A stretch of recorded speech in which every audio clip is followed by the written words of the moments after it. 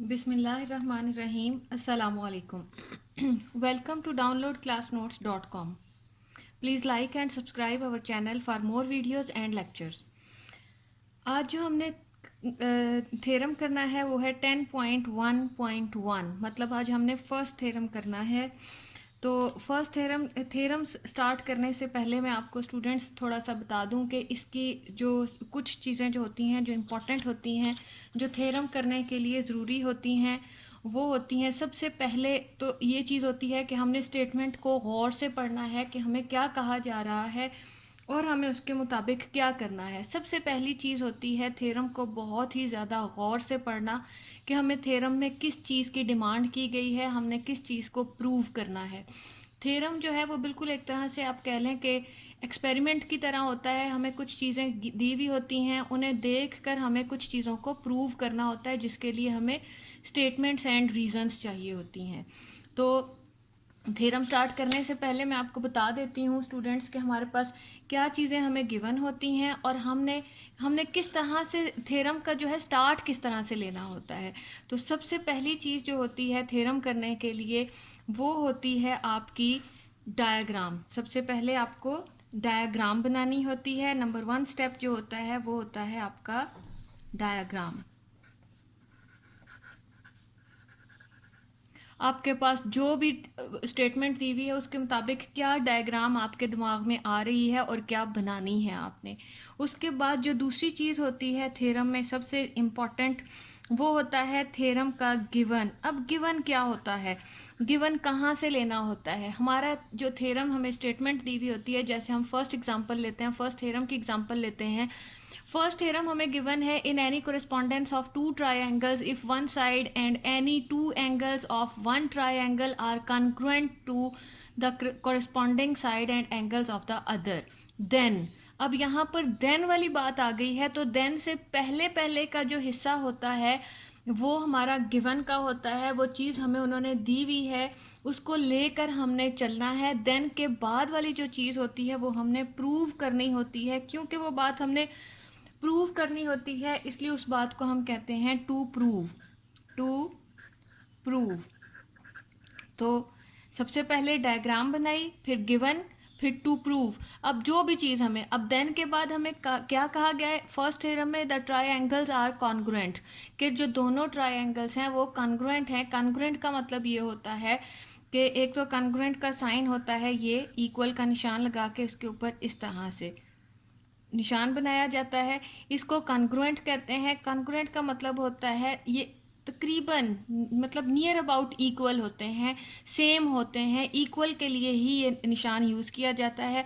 बस इक्वल में हम इक्वल के लिए इक्वल का निशान लगाते हैं. कॉन्ग्रुएंट का निशान ये होता है जो कि हम थ्योरम्स में ज़्यादातर यूज़ करते हैं. ये कॉन्ग्रुएंट का थ्योरम निशान है, जबकि ये निशान जो होता है ये इक्वालिटी के लिए होता है. इक्वालिटी के लिए ये इक्वालिटी के लिए होता है, जबकि ये निशान जो होता है इसको हम कहते हैं ये निशान है कॉन्ग्रुएंट का.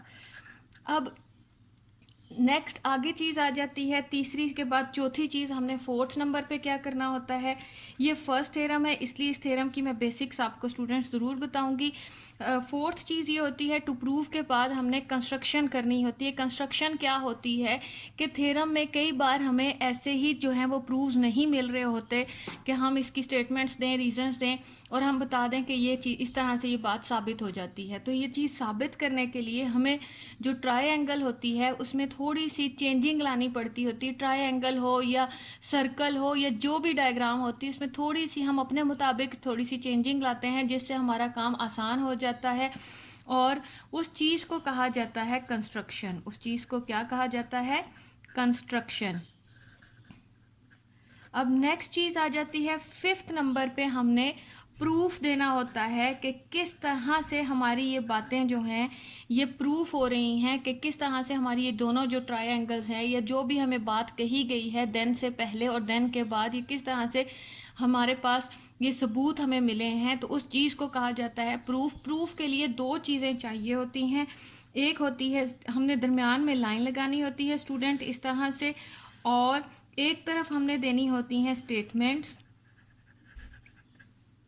एक तरफ हमने देनी होती है स्टेटमेंट्स और दूसरी तरफ हमने उसकी रीजंस देनी होती हैं कि किस तरह से और ये कहाँ हमने पढ़ा, इस पूरे थ्योरम में कहाँ ये चीज़ डिस्कस की गई और किस वजह से ये जो थ्योरम है, ये जो चीज़ें हैं ये एक दूसरे के कॉन्ग्रुएंट आई हैं, या इक्वालिटी मांगी है तो किस तरह से उसके इक्वल आई है, या जो भी चीज़ हमें मांगी गई है वो किस तरह से हम उस बात को प्रूव कर रहे हैं।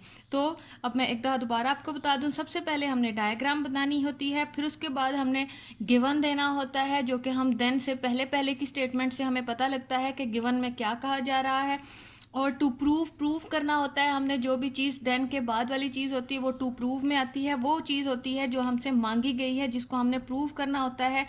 उसके लिए हमें थोड़ी सी जो है वो कंस्ट्रक्शन करनी पड़ती है, ट्रायंगल हो या एंगल्स हो या फिर सर्कल हो या जो भी डायग्राम होते हैं उसमें थोड़ी बहुत जो है वो हमने चेंजिंग लेकर आनी होती है, जिसको हम कंस्ट्रक्शन बोलते हैं। उसके बाद लास्ट चीज़ जो होती है वो प्रूफ होती है।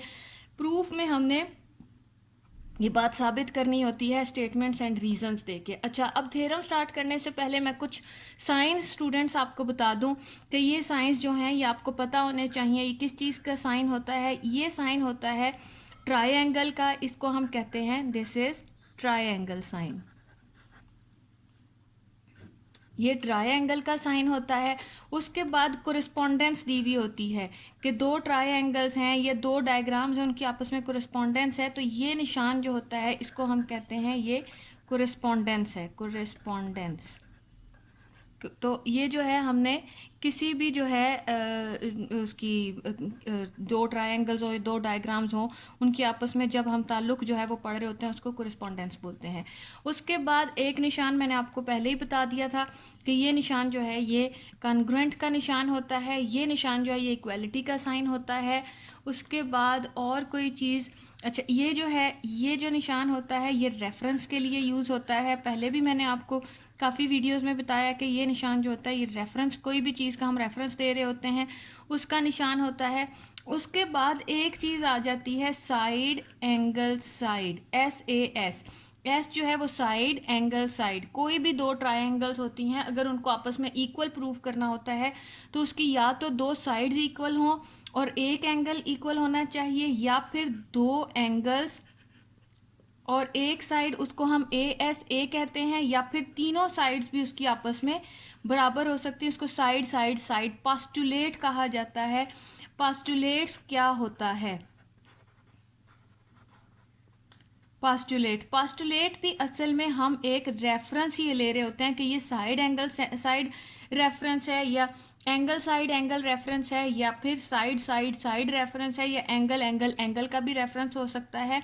मतलब पास्टुलेट के लिए जो लफ्ज़ है वो रेफरेंस जो है इसके मीनिंग के तौर पर हम यूज़ कर सकते हैं, लेकिन हमने बोलना पास्टुलेट ही होता है। पास्टुलेट जो होता है वो एक तरह से एक हवाला होता है कि हम फलानी चीज़ का हवाला दे के इस चीज़ को आपस में प्रूव कर रहे हैं।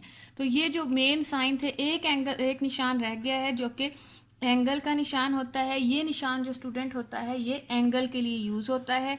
ये वो जो मेन निशान हैं जो कि थ्योरम्स में अमूमन यूज़ होते हैं। इसके अलावा मज़ीद कोई साइंस हुए, जब कोई थ्योरम आएगा वो मैं आपको थ्योरम के साथ बताती जाऊंगी। थ्योरम के दौरान भी मैं आपको साइंस के बारे में बताती रहूंगी।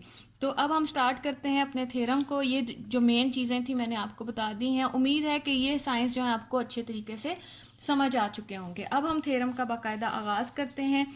कभी भी थ्योरम स्टार्ट करना हो तो सबसे इम्पॉर्टेंट चीज़ जो होती है वो थ्योरम की स्टेटमेंट होती है। कोई भी थ्योरम जो होता है वो स्टेटमेंट के बगैर जो है वो मुकम्मल नहीं हो सकता। इसलिए कोई भी थ्योरम करना हो तो उसके लिए जो है हमने थ्योरम की स्टेटमेंट ज़रूर देनी होती है। तो हम थ्योरम की यहाँ पे 10.1.1 की यहाँ पे सबसे पहले जो है जो हमें बात पूछी जा रही है, जो स्टेटमेंट है वो हम सबसे पहले लिखते हैं। तो मैं इस थ्योरम की स्टेटमेंट सबसे पहले लिखती हूँ जिसकी वजह से हम सारा कुछ प्रूव करेंगे। तो मैं यहाँ पर लिखती हूँ in any correspondence of two triangles, correspondence of two triangles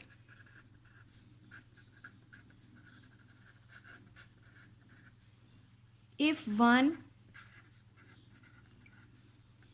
side and any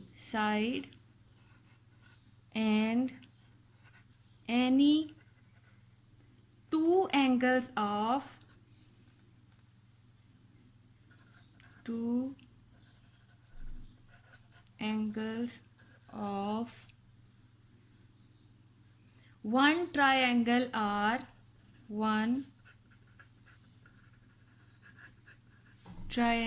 are congruent to the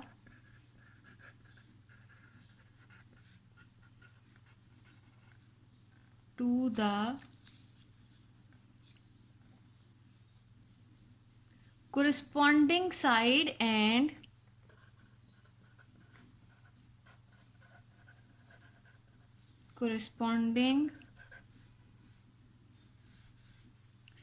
and angles of the other sides and angle of the other,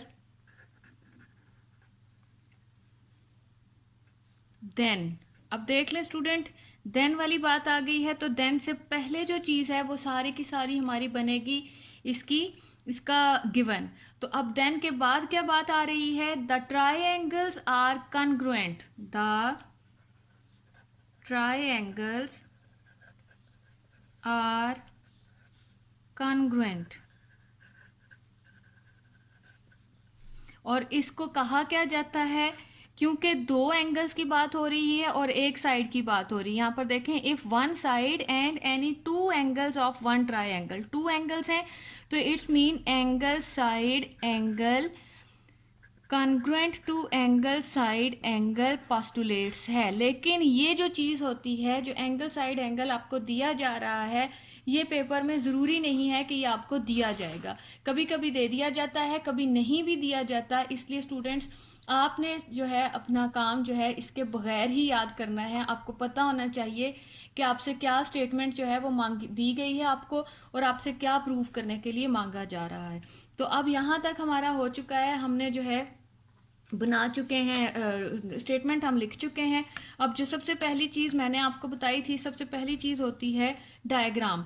अब हमने थ्योरम्स क्योंकि प्रूव करने हैं, तो सबसे पहली चीज़ हमने बनानी है यहाँ पर डायग्राम। तो हम ऐसा करते हैं, यहाँ पर लगाते हैं सेंटर लाइन। आधा थ्योरम हम इस तरफ करेंगे और आधा इस तरफ करेंगे, ताकि हमारी स्टेटमेंट के बिल्कुल सामने रहे बात।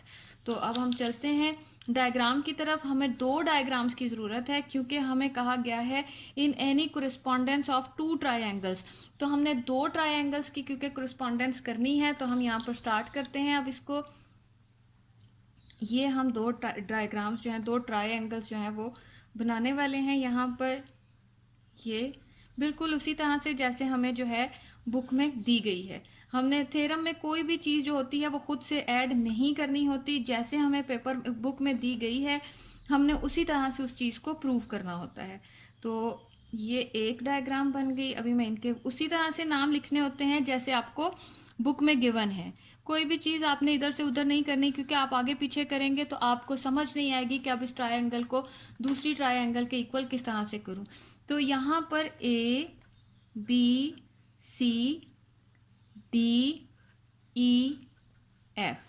तो यहाँ पर हमारे पास दो एंगल्स आए हैं, एक ये है, दूसरा ये है।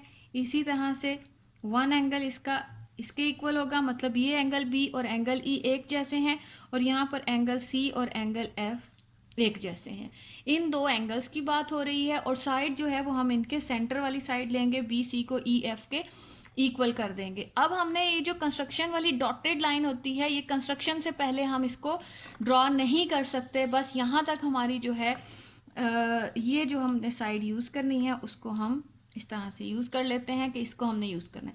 अब सबसे पहली चीज़ होती है गिवन। स्टूडेंट्स, मैंने आपको पहले भी बताया, सबसे पहली चीज़ जो होती है वो होती है गिवन। अब हमने यहाँ लिखना है इसका गिवन कि हमें क्या कहा गया है।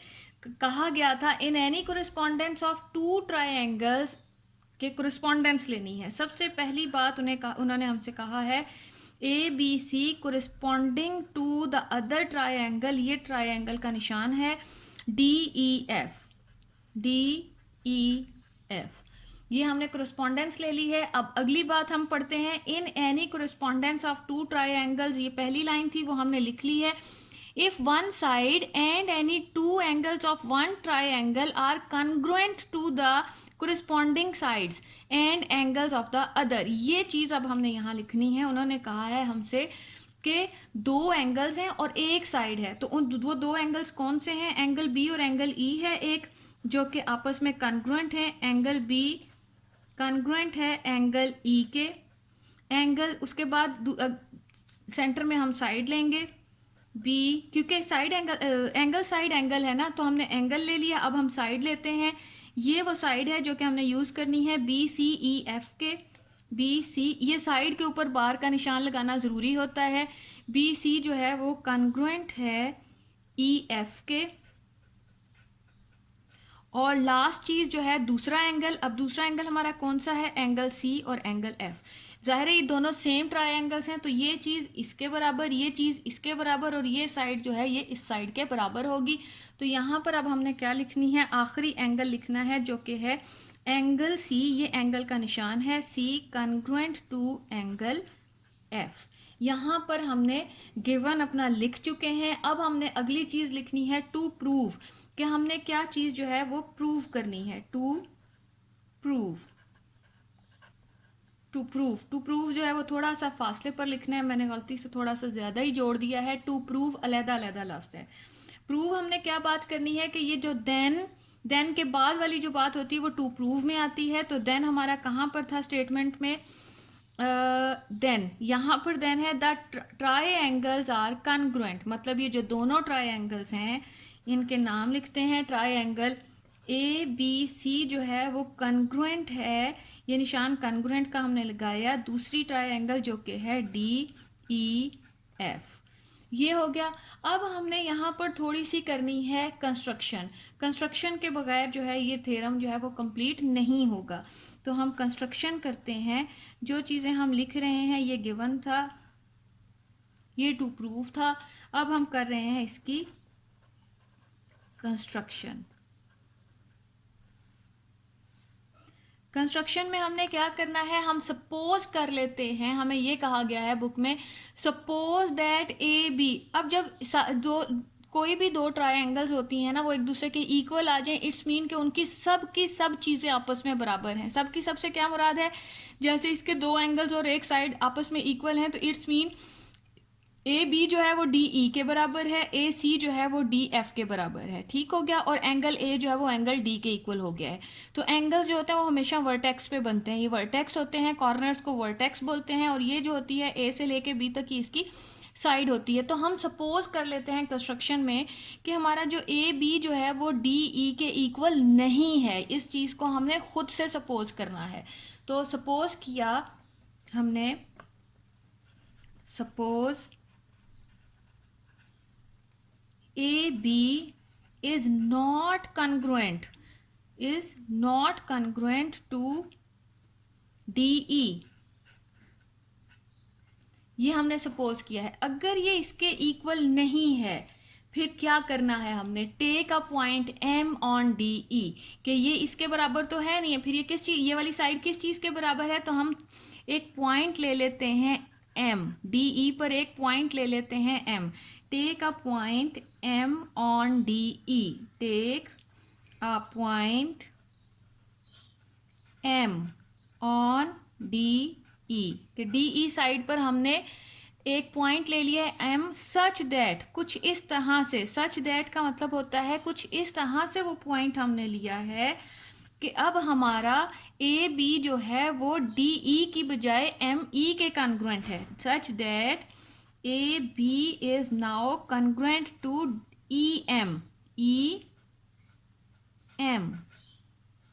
ये चीज़। ठीक हो गया। तो अब हमने अगली बात क्या लिखनी है? Join M to F, join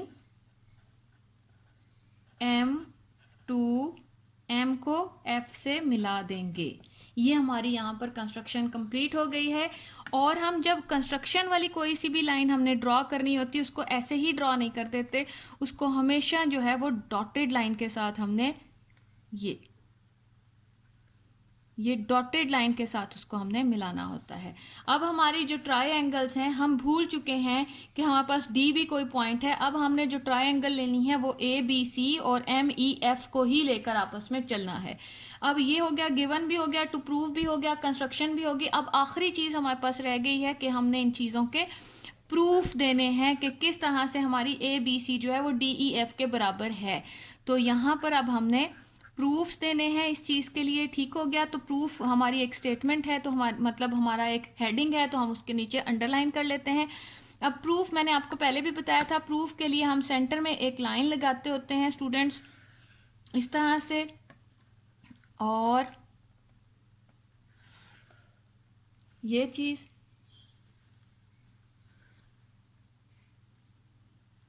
ऐसे एक तरफ हमने लिखनी होती हैं स्टेटमेंट्स कि हम क्या, किस बात की, कौन सी बात कर रहे हैं। वो जो बात हम कर रहे होते हैं, जो बताना चाह रहे होते हैं, वो स्टेटमेंट्स होते हैं, और वो किस वजह से बात हो रही है उसकी कोई ना कोई रीज़न होती है। वो रीज़न हम इस वाले कॉलम में लिखेंगे। एक तरफ स्टेटमेंट्स होती हैं और दूसरी तरफ रीजंस हो जाती हैं। अब हम स्टार्ट करते हैं अपनी स्टेटमेंट्स और रीजंस को।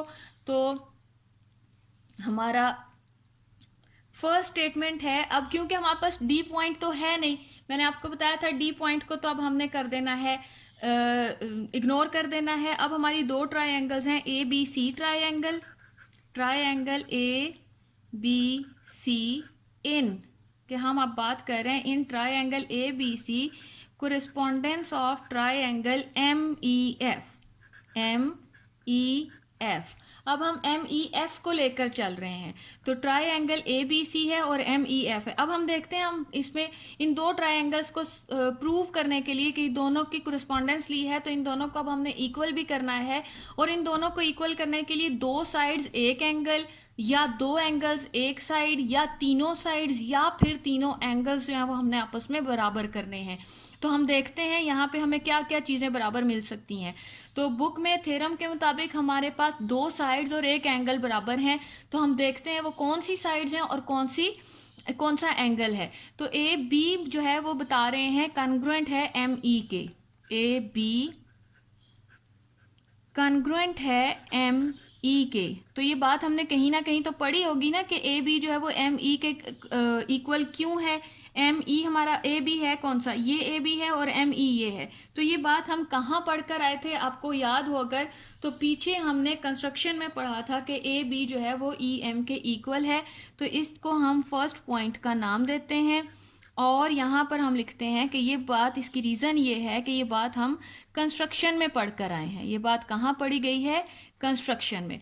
अब दूसरी चीज़, अगली चीज़ आ जाती है, B C is congruent to E F, B C is congruent to E F. दूसरी साइड हम देख रहे हैं वो क्या है, बी सी जो है वो कॉन्ग्रुएंट है ई एफ के। ये बात हम कहाँ पढ़ी थी, हम पीछे दोबारा जाते हैं और ढूंढते हैं कि हमने ये बात कहीं पढ़ी है। तो ये बात हमने गिवन में पढ़ी है। तो ये दूसरा पॉइंट है दो ट्रायंगल्स को इक्वल करने के लिए, और ये हमने गिवन में पढ़ा था। और कभी भी स्टूडेंट्स आपने जो है स्टेटमेंट और रीजंस में टू प्रूव वाली बात यूज नहीं कर सकते कि ए बी सी जो है वो डी ई एफ। ये हमने एंड पे साबित करना होता है, एंडिंग लाइन हमारी टू प्रूव वाली होती है, उससे पहले हम इसको यूज नहीं कर सकते होते। तो ये बी सी जो है वो ई एफ के इक्वल हो गई। अब लास्ट चीज जो है वो एंगल हमने कोई ना कोई इक्वल करना है। तो हमने गिवन में ही पढ़ा था कि इधर का एंगल बी जो है वो एंगल ई के, एंगल बी कॉन्ग्रुएंट है एंगल ई के। ये बात हमने यहाँ पर गिवन में ही पढ़ी है। तो हम यहाँ इसकी थर्ड ये स्टेटमेंट हमें मिली है, और ये कहाँ से मिली है, ये भी हमें गिवन में ही मिली है। तो अब हमारी, मैंने आपको बताया था दो ट्रायंगल्स को इक्वल करने के लिए दो साइड्स या एक एंगल, या दो एंगल्स एक साइड, या तीनों साइड्स दूसरे के, या फिर तीनों एंगल्स दूसरे के बराबर आने चाहिए। उस हिसाब से हमारे पास दो साइड्स और एक एंगल जो है वो आपस में बराबर आ चुके हैं। इट्स मीन की जो हमने कोरिस्पोंडेंस ली थी वो हमारी जो है इक्वालिटी में या कॉन्ग्रुएंट में चेंज हो चुकी है। मतलब अब हमारी जो ट्रायंगल है वो ए बी सी कॉन्ग्रुएंट हो चुकी है ट्रायंगल एम ई एफ के। ये हमने कैसे पढ़ा, हमें दो साइड्स मिली थी, तो it's mean side angle side postulate है। ये कौन सा पोस्टुलेट है, कौन सा हवाला दे रहे हैं या कौन सा रेफरेंस है हमारा, साइड एंगल साइड पोस्टुलेट। ये हो गया। और जब हमारी दो ट्रायंगल्स एक दूसरे के बराबर आ जाती होती हैं तो इसका मतलब ये होता है उनकी तमाम की तमाम चीज़ें जो हैं वो आपस में बराबर हैं। तो अब हम यहाँ पर जो है सो अगर ये आपस में बराबर हैं सो हमारा इसका मतलब है एंगल सी और एंगल एम एफ ई। अब हम इसको खाली एंगल एम एफ नहीं पढ़ सकते, एफ एंगल नहीं पढ़ सकते। क्यों नहीं पढ़ सकते? क्योंकि अब ये जो एंगल एफ है ये दो ट्रायंगल्स के लिए यूज हो रहा है। कौन सी दो ट्रायंगल्स? एक जो हमने कंस्ट्रक्शन में ट्रायंगल बनाई है जो कि है एम एफ ई, और दूसरी ट्रायंगल जो कि है डी एफ ई। तो जब हमारे पास एक ही एंगल दो चीज़ों के लिए यूज़ हो रहा होता है तो एंगल को सिंगल नहीं यूज़ कर पढ़ते हम लोग, बल्कि उसको उन एंगल्स के साथ पढ़ते हैं जो उसके साथ हमारी साइड्स या वर्टेक्स जो है वो अटैच हुए हुए होते हैं। तो अब हमने अगर एंगल जो है ये दोनों ट्रायंगल्स इक्वल आ गए हैं, इट्स मीन एंगल सी जो है वो कॉन्ग्रुएंट है एंगल एम एफ ई के, एंगल एम एफ ई के।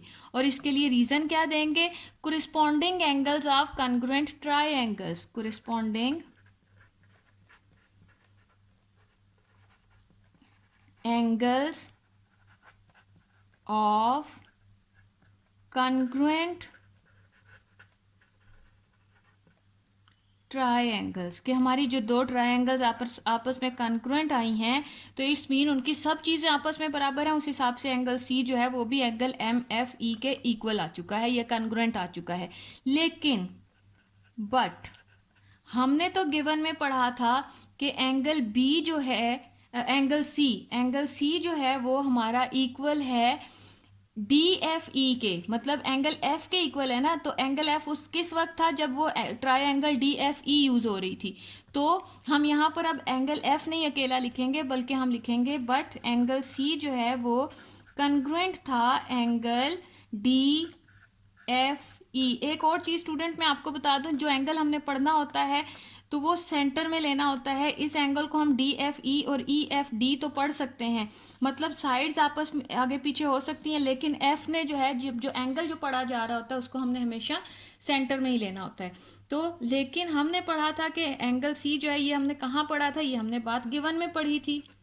तो एक ही वक्त में एक ही एंगल जो है वो दो चीज़ों के बराबर है। तो अगर ये इसके बराबर है तो इट्स मीन ये भी एंगल सी के बराबर है, ये भी एंगल सी के बराबर है। इट्स मीन कि ये दोनों एंगल्स भी तो आपस में बराबर हुए ना।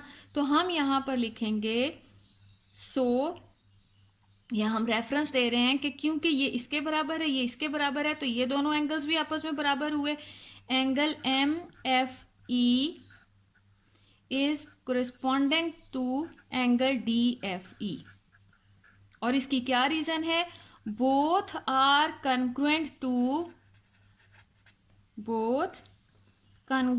टू एंगल सी, कि दोनों जो है एंगल सी के कॉन्ग्रुएंट आ चुके हैं। और अगर ये दोनों एंगल सी के कॉन्ग्रुएंट आ चुके हैं तो यहाँ पर जनाब हम लिखते हैं इसको, थोड़ा सा हम इस तरह से यहाँ पर लाइन लगा लेते हैं ताकि हम यहीं पर इस चीज़ को प्रूव कर दें। ये अच्छा जी, अब हम इसको लेकर चलते हैं आगे कि अगर ये भी इसके बराबर है और ये दोनों एंगल्स और ये किस वक्त पॉसिबल है? दिस इज पॉसिबल ओनली कि अगर ये दोनों चीज़ें ये भी सी के बराबर है ये भी सी के बराबर है, ये उसी वक्त पॉसिबल है कि एम ई और डी ई जो है वो, मतलब ये जो एम ई और डी ई जो है ये आपस में दोनों बराबर हैं। तो ये किस वक्त पॉसिबल है कि हमारा this is possible only if, this is possible only if D and M are the same point, are the same points। मतलब D और M जो है वो आपस में बराबर एक ही पॉइंट का नाम है। और एंड एम ई जो है वो एम ई कॉन्ग्रुएंट है डी ई के। और अगर एम ई डी ई के बराबर है और यहाँ पर हमने पढ़ा था कि ए बी जो है वो डी ई के बराबर है, ठीक हो गया। तो अगर मतलब एम ई जो है वो डी ई के बराबर है, इसका मतलब है सो अगर एम ई डी ई के बराबर है तो इसका मतलब है डी ई ए बी के भी बराबर होगा, क्योंकि हमने पढ़ा था कि एम ई और ए बी आपस में बराबर हैं। उस हिसाब से जो है ए बी जो है वो भी ए बी कॉन्ग्रुएंट होगा डी ई के। उसकी क्या रीज़न है? हमने पढ़ा था कि ए बी जो है वो कॉन्ग्रुएंट है एम ई के, ठीक हो गया। और अगर और एम ई और डी ई आपस में बराबर हैं, एम ई ये भी अभी हमने पढ़ा ना, एम ई और डी ई आपस में बराबर हैं, कॉन्ग्रुएंट हैं। तो देखें अगर ए बी एम ई के कॉन्ग्रुएंट है और एम ई डी ई के कॉन्ग्रुएंट है तो ए बी भी तो डी ई के कॉन्ग्रुएंट होगा, जो हमने यहाँ पर लिख दिया है, ठीक हो गया। ये हमारी फोर्थ चीज़ है। अब हमने यहाँ पर पढ़ा, देखें स्टूडेंट्स, नंबर 1 अब हम यहाँ पे प्रूव करेंगे कि फ्रॉम 2, ये 2 है, फ्रॉम 2, 3 एंड 4, ये जो फोर्थ पॉइंट हमारे पास आया है, ये ए बी सी और डी ई एफ ट्रायंगल्स की चीज़ें हैं। इन तीनों बातों से ये बात प्रूव हो गई है कि हमारी जो ट्रायंगल ए बी, मैंने आपको बताया ना 3 चीज़ें चाहिए होती हैं, या 2 साइड्स और 1 एंगल, या 2 एंगल्स और 1 साइड। तो उस हिसाब से 2 साइड्स और 1 एंगल हमें मिल चुका है। तो हम यहाँ पे लिखेंगे 10 from 2, 3 and 4 from these points, number 2 point, number 3 point और number 4 point से we have क्या चीज हमें मिली है यहाँ से कि हमारी triangle A B C congruent है ट्रायंगल डी ई एफ। मैंने ऐसा इसलिए किया है ताकि एक ही पेज पर आपका जो है ना पूरे का पूरा थ्योरम आए और आपको अच्छे तरीके से समझ आए, बजाय इसके कि हम आधा एक पेज पे करते आधा दूसरे पेज पर करते, वो समझ आना भी ज़रा मुश्किल हो जाता। और ये कौन सा पोस्टुलेट बन रहा है? Side angle side postulates. Hope so students आपको ये सारा थ्योरम अच्छी तरह से समझ आ चुका हो। तो इसका जो है मैंने आपको दोबारा से बता देती हूँ, ये side angle side angle side angle का जो है ये हमारा पोस्टुलेट था, थ्योरम था, लेकिन हमारे पास एंड में साइड एंगल साइड से मतलब जो हमें गिवन में जो चीज़ें हैं उनके हिसाब से ये एंगल साइड एंगल था। लेकिन जब हमने इसको प्रूव किया, प्रूव में एंड पर हमें जो प्रूव्स मिले हैं कि दोनों ट्रायंगल्स आपस में इक्वल हैं, वो है साइड एंगल साइड पोस्टुलेट। यहाँ पर हमारा जो है फर्स्ट थ्योरम अच्छे तरीके से डन हो चुका है। बिस्मिल्लाहिर्रहमानिर्रहीम, अस्सलामु अलैकुम। Welcome to downloadclassnotes.com। Please like and subscribe our channel for more videos and lectures. आज जो हमारा टॉपिक है वो है थ्योरम का इससे पहले हम जो है वो 10.1.1 मतलब पहला थ्योरम जो है वो हम कर चुके हैं। उसकी बेसिक्स भी मैंने आपको बता दी थी, जो कि स्टूडेंट को पता होनी बहुत ज़रूरी होती हैं। तो आज मैं दोबारा से आपको थोड़ा सा बेसिक्स बता देती हूँ, क्योंकि ये पहले 1-2 थ्योरम्स हैं जिनमें बेसिक्स का अगर अच्छी तरह से स्टूडेंट्स को पता लग जाए तो बाद में थ्योरम्स जो है वो याद करना और उनको समझना जो है वो बहुत आसान हो जाता है। सबसे पहली चीज़ जो होती है स्टूडेंट्स थ्योरम में वो ये होती है कि स्टूडेंट्स को जो है थ्योरम की स्टेटमेंट बहुत अच्छे तरीके से पढ़नी आनी चाहिए। थ्योरम की स्टेटमेंट जो होती है वो बहुत ज़्यादा इंपॉर्टेंस रखती है। थ्योरम की स्टेटमेंट से जो है वो हमें पता लगता है कि हमें क्या कहा जा रहा है और हमने कहाँ से कौन सा पॉइंट जो है वो उठाना है। तो पहला जो हमारा थ्योरम था वो डन हो चुका है। अब हम थ्योरम जो है वो सेकंड स्टार्ट करने वाले हैं। सेकंड थ्योरम हमारा कुछ इस तरह से है, if 2 angles of a triangle are congruent then the sides opposite to them are also congruent. अच्छा स्टूडेंट्स, ये तो थी स्टेटमेंट जो कि हमने पढ़ी। स्टेटमेंट हमेशा 2 हिस्सों में होती है, एक देन से पहले वाला हिस्सा होता है और एक देन के बाद वाला हिस्सा होता है। जो देन से पहले वाला हिस्सा होता है वो हमें हमारे लिए गिवन होता है, उसका हमने गिवन बनाना होता है, और जो दूसरा हिस्सा होता है वहाँ से हमें टू प्रूव मिलता है। अच्छा, कोई भी थ्योरम करने से पहले जो सबसे पहली चीज़ चाहिए होती है वो मैं आपको बता देती हूँ। सबसे पहली चीज़ जो है थ्योरम की स्टेटमेंट पढ़ने के बाद स्टूडेंट्स वो होती है डायग्राम। स्टूडेंट्स को पता होना चाहिए कि इस थ्योरम की स्टेटमेंट पढ़ने के बाद हमें कौन सी डायग्राम ड्रॉ करनी है। डायग्राम बनाने के बाद जो नेक्स्ट चीज़ होती है वो है गिवन। गिवन हमें देन से मैंने पहले थ्योरम में भी बताया था, दोबारा बता रही हूँ, गिवन जो होता है वो थ्योरम में देन से पहले पहले वाली जो लाइन होती है वहाँ से हमें पता लगता है कि इस थ्योरम का गिवन क्या बनाया जा सकता है। उसके बाद आ जाता है टू प्रूव। टू प्रूव वो चीज़ होती है जो देन के बाद की स्टेटमेंट से हमें मिलती है, वो बात हमने साबित करनी होती है थ्योरम में कि ये चीज़ हमने यहाँ पर साबित करनी है, ये चीज़ यहाँ पर हमने पूरी पूरी करनी है कि इसके लिए क्या चीज़ें हमें जो है गिवन। टू प्रूव सिर्फ इतना होता है कि देन के बाद वाली स्टेटमेंट को हम मैथमेटिकल ज़ुबान में कह दें कि हमने ड्रॉ करना होता है। नेक्स्ट चीज़ आ जाती है कंस्ट्रक्शन। कंस्ट्रक्शन हर थ्योरम में नहीं होती, कुछ थ्योरम्स ऐसे होते हैं या ज़्यादातर थ्योरम्स ऐसे होते हैं जिनमें हमें उसको स्टेटमेंट्स और उसके रीजंस बनाने के लिए थोड़ी सी कंस्ट्रक्शन की ज़रूरत होती है, तो वो हम खुद से उसमें चेंजिंग लेकर आते हैं। और कंस्ट्रक्शन जब डायग्राम में हम कर रहे होते हैं वो जितनी भी करनी होती है उसको डॉटेड लाइन में करना होता है। कंस्ट्रक्शन के बाद आखिरी चीज़ होती है प्रूफ। प्रूफ वो चीज़ होती है जिसमें हमने स्टेटमेंट्स देनी होती हैं, ऐसे दरमियान एक कॉलम बनाना होता है, एक साइड पे हमने जो है वो स्टेटमेंट्स लिखनी होती हैं, दूसरी साइड पर हमने जो है वो लिखने होते हैं इसके रीजंस। एक तरफ स्टेटमेंट लिखते रहते हैं, रीजंस वो चीज़ होती है कि हमने चीज़ कहाँ से लेकर आए हैं, किस पोस्टुलेट के हिसाब से लेकर आए हैं हम। अब नेक्स्ट यहाँ पर आकर हम जो है वो थ्योरम को प्रूव कर देते हैं, जो टू प्रूव वाली बात होती है वो हमने यहाँ पर पूरी करनी होती है। नेक्स्ट चीज़ जो है वो मैं आपको बता दूं कि थ्योरम में यूज़ होने वाली जो चीज़ें हैं उनको क्या कहते हैं। ये जो साइन होता है ये साइन स्टूडेंट्स होता है कॉन्ग्रुएंट का, कॉन्ग्रुएंसी की, मतलब तकरीबन इक्वल को कॉन्ग्रुएंट कहते हैं। लेकिन इक्वालिटी के साइन में जो है वो सिर्फ ये साइन होता है, जबकि कॉन्ग्रुएंट के साइन में इस तरह से इक्वालिटी का निशान लगा के ऊपर ये निशान लगाया जाता है। ये निशान जो है ये ट्रायंगल के लिए यूज़ होता है। ये कोरिस्पोंडेंस का निशान होता है। कोरिस्पोंडेंस कहते हैं जब हम कोई सी दो डायग्राम्स ले रहे होते हैं या दो ट्रायंगल्स हो गए, दो सर्कल्स हो गए, उनको जब आपस में हम उनके कह लें कि एक ताल्लुक हम बना रहे होते हैं तो उस चीज़ को हम कहते हैं कि ये कोरिस्पोंडेंस है इसका, ये दो ट्रायंगल्स हैं उनकी हमने कोरिस्पोंडेंस ली है।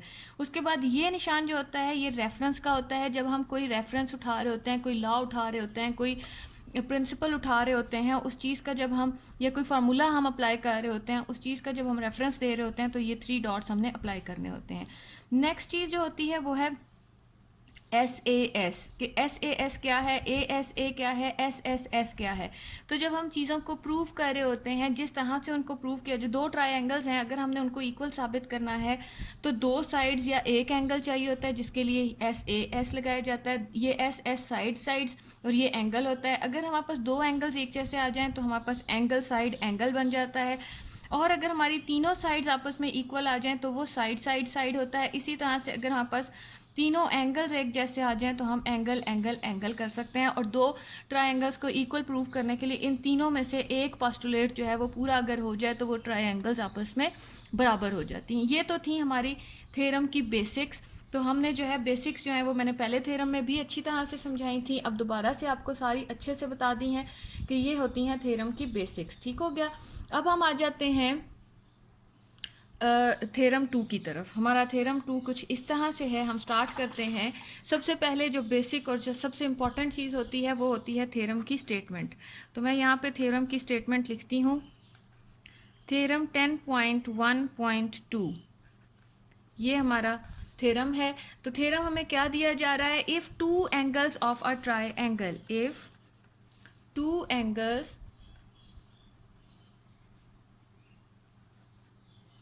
of a triangle are congruent, are congruent कि दो एंगल्स हैं एक ही ट्रायंगल के, एक ट्रायंगल है हमें गिवन, इसमें कोई गिवन में कोरिस्पोंडेंस नहीं लेनी, हमने सिंगल एक ट्रायंगल है, एक ट्रायंगल की कोई भी वो कोरिस्पोंडेंस नहीं बन सकती। If two angles of a triangle are congruent, ये हिस्सा हमें जो है वो गिवन देगा।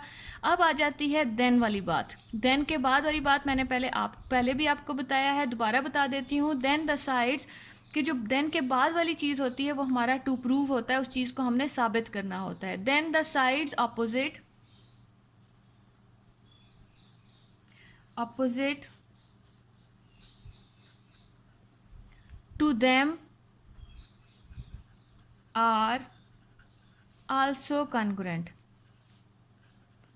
अब मैं आपको इसकी डायग्राम समझाती हूँ कि उसकी जो सामने कोई भी एंगल हो, उसके सामने की जो साइड होती है वो उसकी अपोजिट साइड होती है। तो यहाँ पर ये कहा जा रहा है कि अगर हमारे पास दो एंगल्स एक ट्रायंगल के कॉन्ग्रुएंट हैं तो उनके सामने वाले जो उनके अपोजिट मतलब उनके सामने सामने जो साइड्स बन रही हैं वो भी कॉन्ग्रुएंट होंगी। अब इस चीज़ को देखते हुए हम देखते हैं कि इसकी डायग्राम किस टाइप की बनेगी। यहाँ पर हम डायग्राम बनाते हैं कल की तरह, पहले थ्योरम की तरह जो है वो हम यहाँ पर भी सेंटर में एक लाइन लगा देते हैं। आधा थ्योरम एक साइड पर कर लेंगे हम और आधा थ्योरम दूसरी तरफ कर लेंगे। इससे हमारा जो है एक ही पेज पर थ्योरम आ जाएगा ताकि डायग्राम जो है वो हमें बार बार पलट कर देखनी ना पड़े। तो यहाँ पर हमने सबसे पहली चीज़ जो है वो बनानी है डायग्राम। डायग्राम हमारे पास कुछ इस तरह से इसकी बनेगी, सॉरी ऐसे नहीं बनेगी। डायग्राम हमारी जो है वो कुछ इस टाइप की इसकी बनेगी, ये और ये। इसकी डायग्राम जो है वो बुक में भी बनी हुई है स्टूडेंट्स, आप वहाँ से भी हेल्प ले सकते हैं। ये हमारी डायग्राम बनेगी, जबकि ये हमारा ए है, ये बी है। जो थ्योरम में हमें नाम दिए हुए होते हैं कोशिश किया करें स्टूडेंट्स हम भी वही नाम लें। तो हमारे पास यहाँ पे दो एंगल्स जो डिस्कस किए जा रहे हैं गिवन में वो ये हैं। जिन एंगल्स को डिस्कस किया जा रहा होता है उनको इस तरह से हम निशान लगा लेते हैं, उनको पॉइंट आउट कर लेते हैं हम कि इन थ्योरम्स इन एंगल्स के बारे में हमने जो है यहाँ पर डिस्कस करना है। अब जो पहली चीज़ होती है थ्योरम में वो होती है गिवन। गिवन से ही थ्योरम जो है डायग्राम के बाद स्टार्ट होता है। तो गिवन हम यहाँ पर लिखते हैं गिवन। गिवन हमारी हेडिंग है, इसको अंडरलाइन भी किया जा सकता है, इसको बोल्ड मार्कर से भी लिखा जा सकता है। इन ट्रायंगल ए बी सी, कि ये वो ट्रायंगल है जो डिस्कस हो रही थी, इसका एंगल बी जो है वो एंगल सी के। उन्होंने कहा है if two angles of a triangle are congruent, वो टू एंगल्स जो हैं बी और सी हैं। If two angles of a triangle are congruent, तो वो एंगल बी जो है वो कॉन्ग्रुएंट है एंगल सी के। ये निशान मैंने अभी आपको बताया एंगल का निशान होता है। तो यहाँ पर अगर एंगल का निशान यहाँ पर जो है मैं आपको बता देती हूँ, ये जो निशान होता है ये हम एंगल के लिए यूज़ करते हैं, एंगल।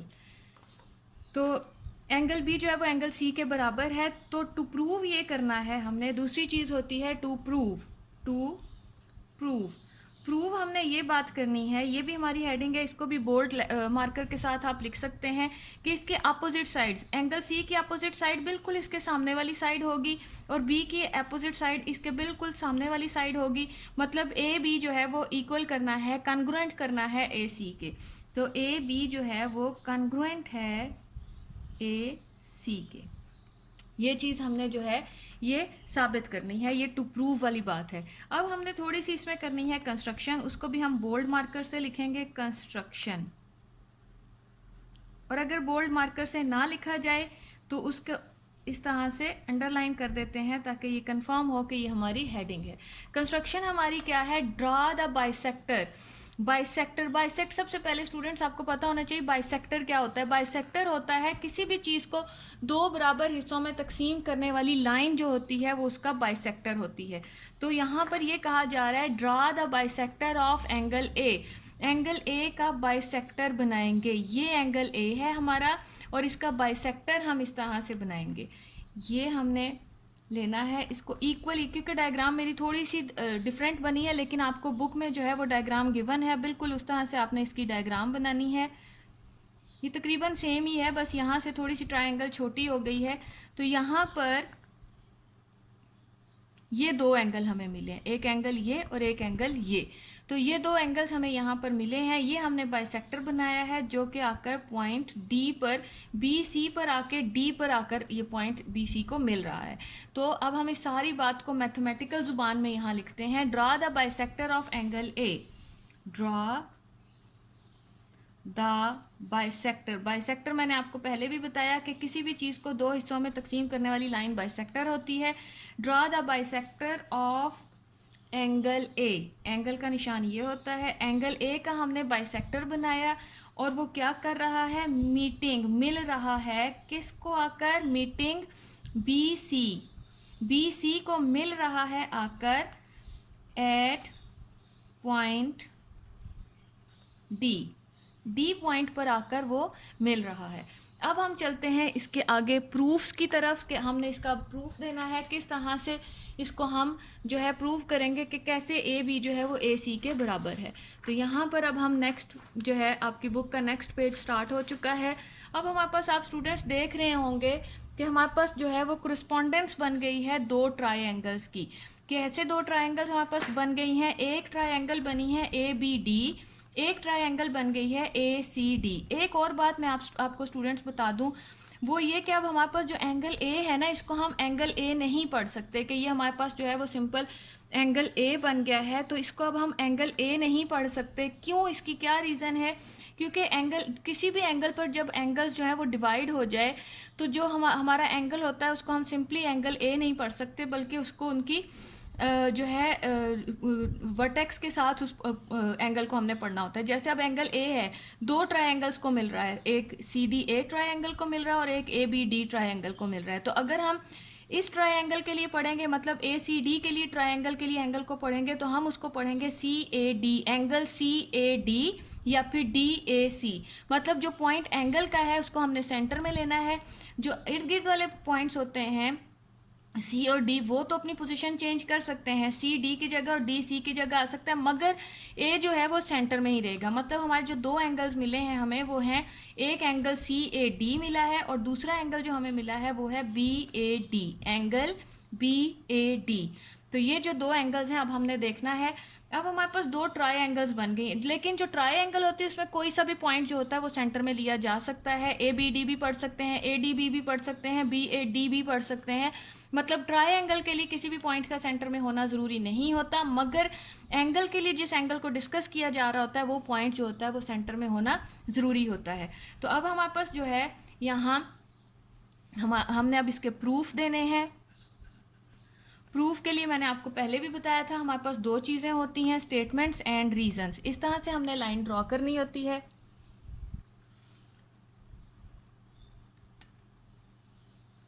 ये हमें मिलेंगी यहाँ से स्टेटमेंट्स एंड रीजंस, कि हमने जो हम स्टेटमेंट दे रहे हैं ये हम कहाँ डिस्कस करके आए हैं, वो चीज़ हमने यहाँ पर बतानी होती है। ये एक तरफ हमने लिखनी होती हैं स्टेटमेंट्स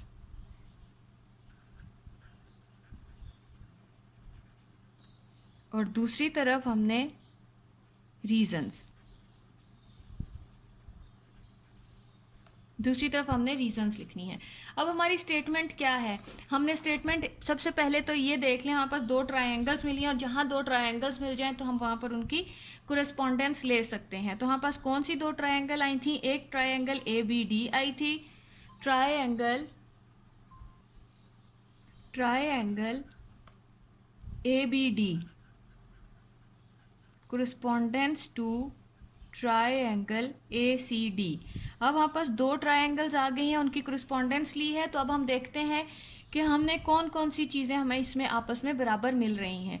तो सबसे पहली चीज़ जो है वो ये है, जब हमारी ट्रायंगल एक ही बाइसेक्टर के साथ बन रही होती है तो वो जो सेंटर लाइन होती है वो इसको भी मिल रही है, इसको भी मिल रही है, तो इट्स मीन कि वो दोनों आपस में बराबर होती हैं। उस हिसाब से ए डी जो है वो कॉन्ग्रुएंट है ए डी के, और जो लाइन दोनों को मिल रही होती है वो दोनों में कॉमन होती है। तो यही इसकी रीज़न है कि इसको हमने एक दूसरे के कॉन्ग्रुएंट लिया है।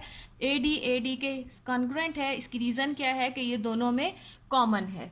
तो अब हम आ जाते हैं, अगला पॉइंट ढूंढते हैं कि हम कौन सा ले सकते हैं। स्टूडेंट, मैंने कल भी आपको, मतलब पहले थ्योरम में भी आपको बताया था कि जो हमारा टू प्रूव होता है ना, उसको स्टेटमेंट और रीजंस में उस वक्त लेते हैं जब हमारी सब बातें आपस में साबित हो जाती हैं।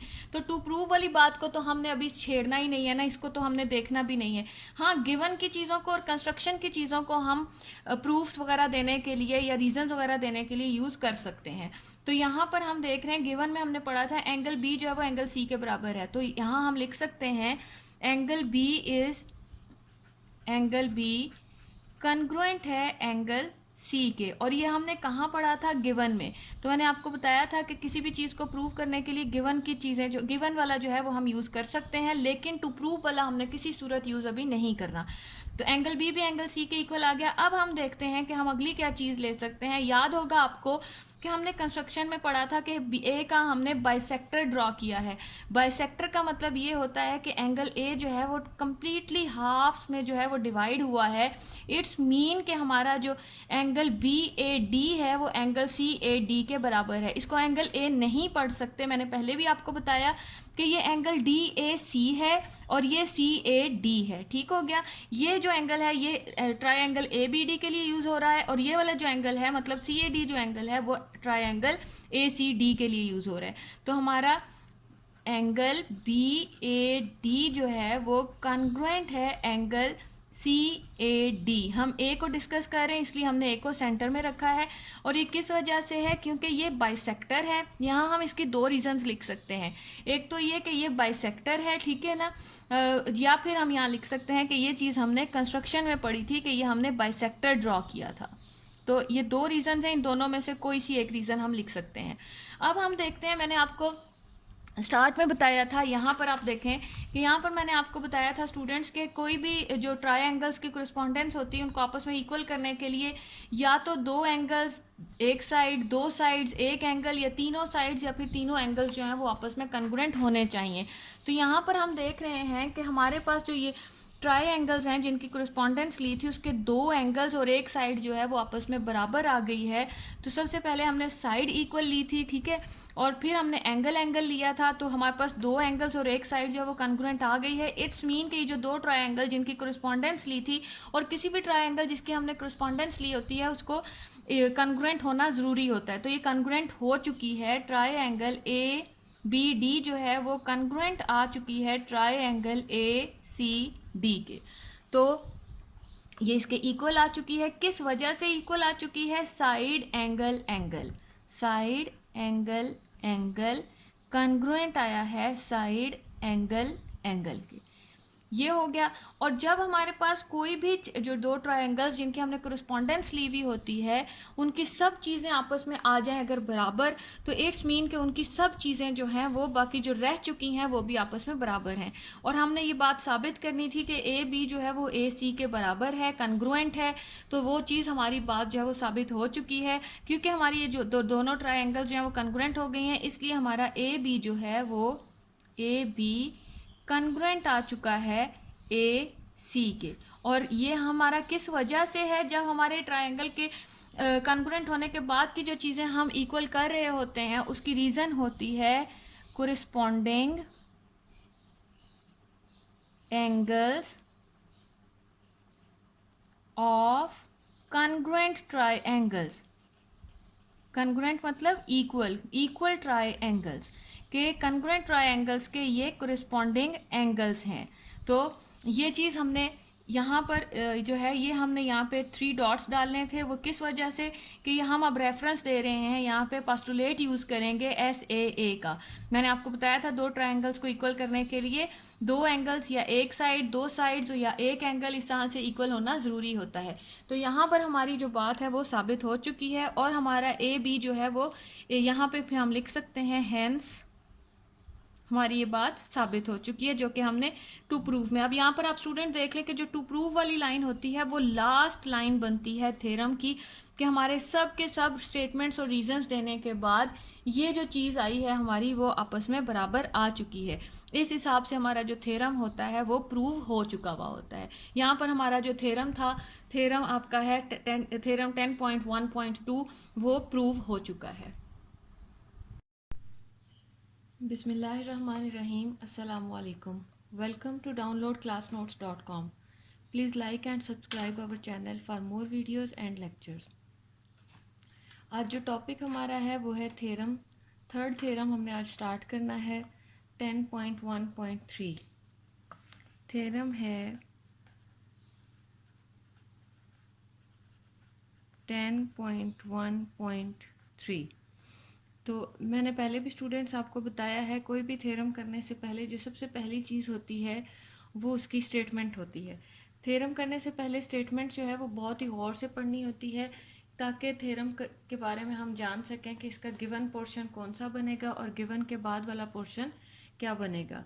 तो मैं पहले यहाँ पे इसकी स्टेटमेंट लिखती हूँ ताकि हमें अच्छी तरह से समझ आ जाए कि हमने यहाँ पे किस तरह से इस थ्योरम को लेकर चलना है। तो थ्योरम हमारा है in a correspondence of two triangles in a correspondence of two triangles if three sides of one triangle, if three sides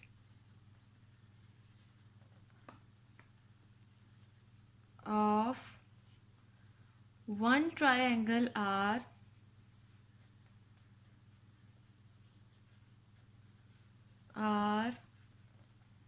congruent to the corresponding three sides of the other, congruent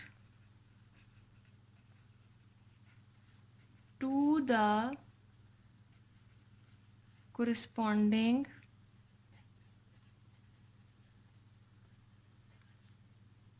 three sides of the other, then the two triangles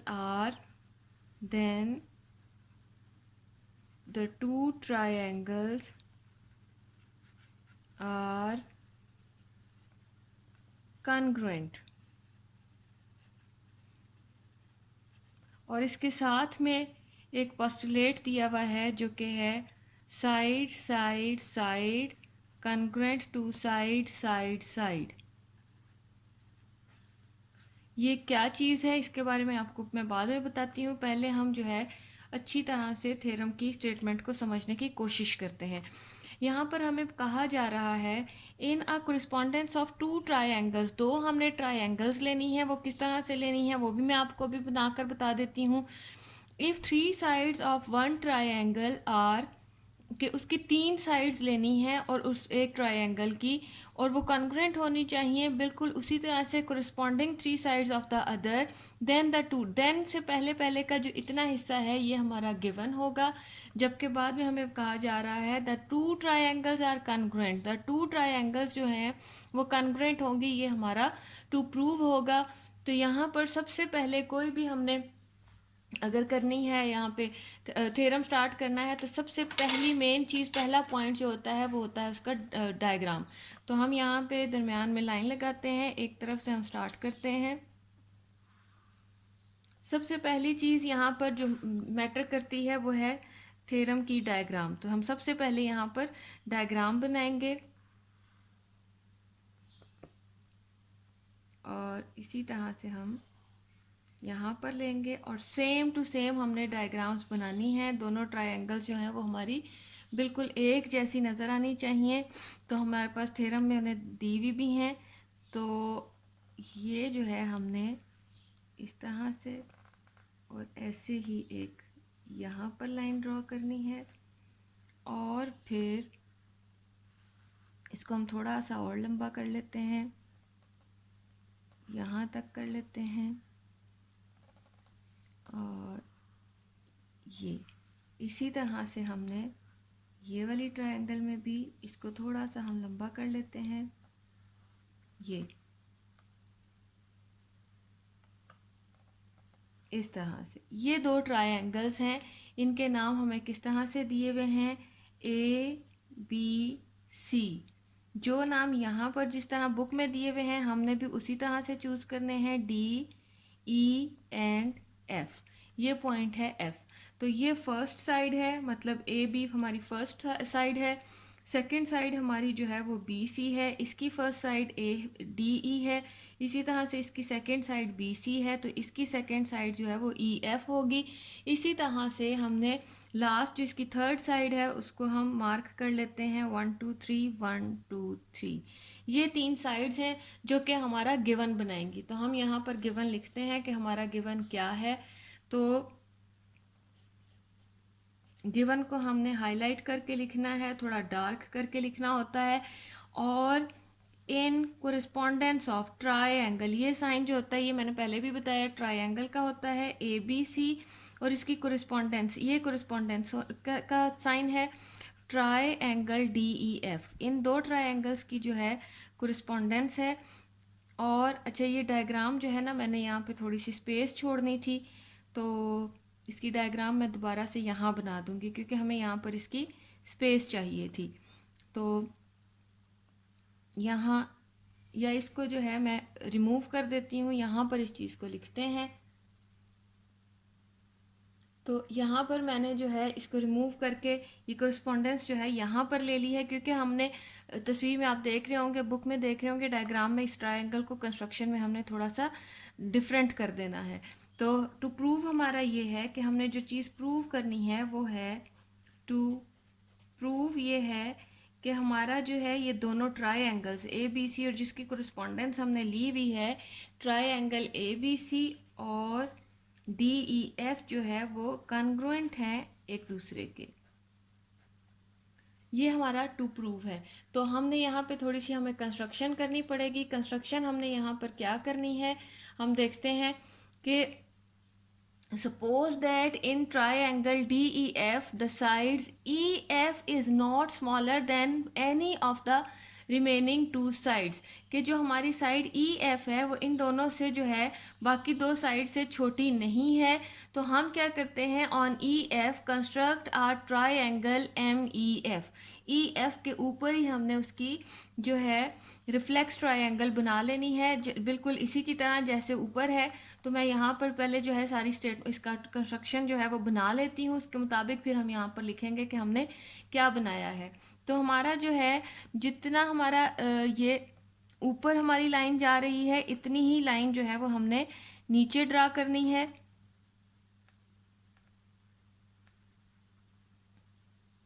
ये, और इसको हमने कितना बढ़ाना है, तकरीबन यहाँ तक।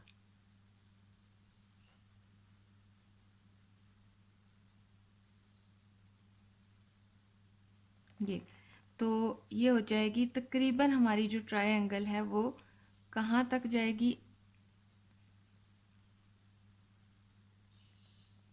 14 से 17।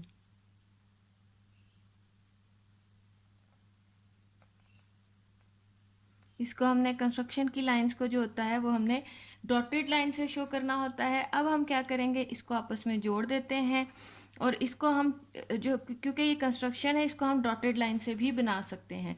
तो कंस्ट्रक्शन की कोशिश करनी चाहिए कि जो डायग्राम होती है वो डॉटेड लाइन से शो हो, लेकिन क्योंकि हमारे पास बुक में ये डॉटेड लाइन से नहीं है तो हमने, अब ये EF है, तीसरा पॉइंट हमने ले लिया M।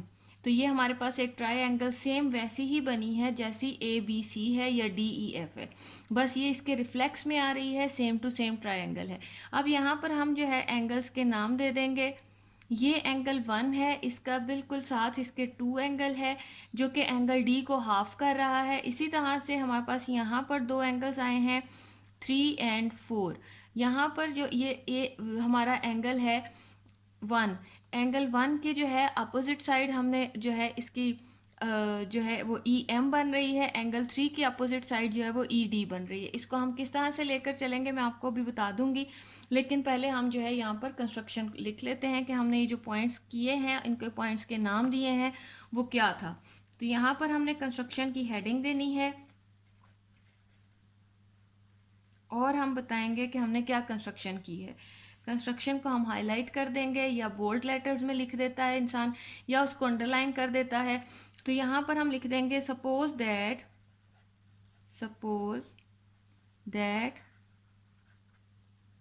इन ट्रायंगल DEF, जो ये ट्रायंगल है, in triangle DEF the sides EF is not, the side EF is not smaller than any of the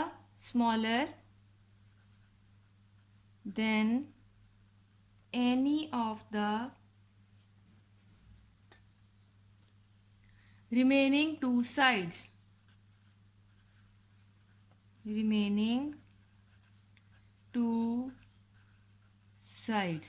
कि ये जो है इन दो, बाकी जो 2 साइड्स हैं उनसे स्मॉलर नहीं है। तो फिर क्या करना है हमने, on side EF construct are triangle construct a triangle, construct a triangle, कौन सी ट्राइंगल है? यहाँ पर हमारे पास ट्राइंगल MEF, इन विच, और ये क्या है, इसमें क्या चीज़ें हमने लेनी है? यहाँ पर हम आ जाते हैं इन विच, इस ट्राइंगल में क्या कुछ है। अब देखें स्टूडेंट्स गौर से कि हमारा जो ये एंगल है ABC, और यहाँ से हमारा, क्योंकि ये इसकी रिफ्लेक्शन में बन रही है, ये इसके रिफ्लेक्शन में बन रही है, और ये दोनों सेम ट्राइंगल्स हैं, तो ABC जो है वो बिल्कुल FEM, एंगल जो B है वो FEM लेंगे हम। जो ये एंगल है वो यहाँ पर E एंगल है, जिसको हम FEM लेंगे। तो angle FEM congruent to angle B and ME, और ये जो ME साइड है ये हमने AB के इक्वल लेनी है, क्योंकि ये हम कंस्ट्रक्शन कर रहे हैं और ये हमने सपोज किया हुआ है कि हमारा ME जो है वो कॉन्ग्रुएंट है AB के।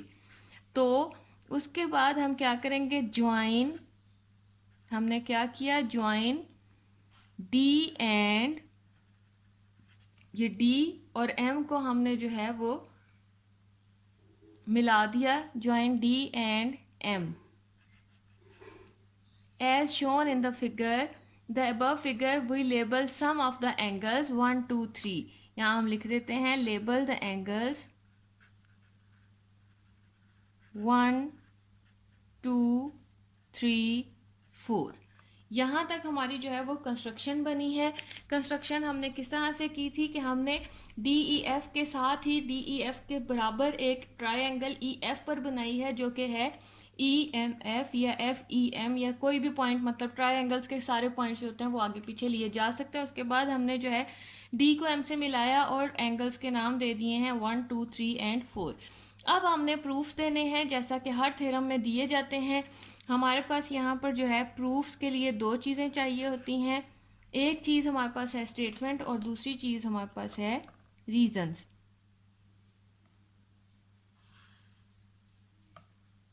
Statement and reasons. एक तरफ हमने स्टेटमेंट्स लिखनी है, रीजंस, स्टेटमेंट्स एंड रीजंस। अब हमारे पास कोरिस्पोंडेंस हमने सबसे पहले जो लेनी है वो लेनी है इस ट्राइंगल की, मतलब ABC ट्राइंगल की हमने कोरिस्पोंडेंस लेनी है, ये न्यू ट्राइंगल जो कि है FEM। तो हम यहाँ पर कोरिस्पोंडेंस लेते हैं triangle ABC with corresponding to triangle EMF या FEM, कुछ भी लिख सकते हैं, EMF। अच्छा, अब हमने देखना है कि कंस्ट्रक्शन में हमने ये गिवन में इन दो ट्रायंगल्स में क्या क्या चीज़ें हमें जो है वो सेम मिल रही हैं। तो हम यहाँ पर देख लेते हैं स्टूडेंट्स। सबसे पहली चीज़ जो हमारे पास है वो है कि BC जो है वो EF के बराबर है, जो कि हमने यहाँ हमने गिवन में जो है ना इसकी जो हमें चीज़ें दी गई थी वो हमने नहीं लिखी, जो कि था कि हमारा BC जो है वो कॉन्ग्रुएंट है EF के। सॉरी स्टूडेंट्स, यहाँ पे ये चीज़ पहले लिखनी होती है। एंगल B जो है वो कॉन्ग्रुएंट है एंगल FEM के।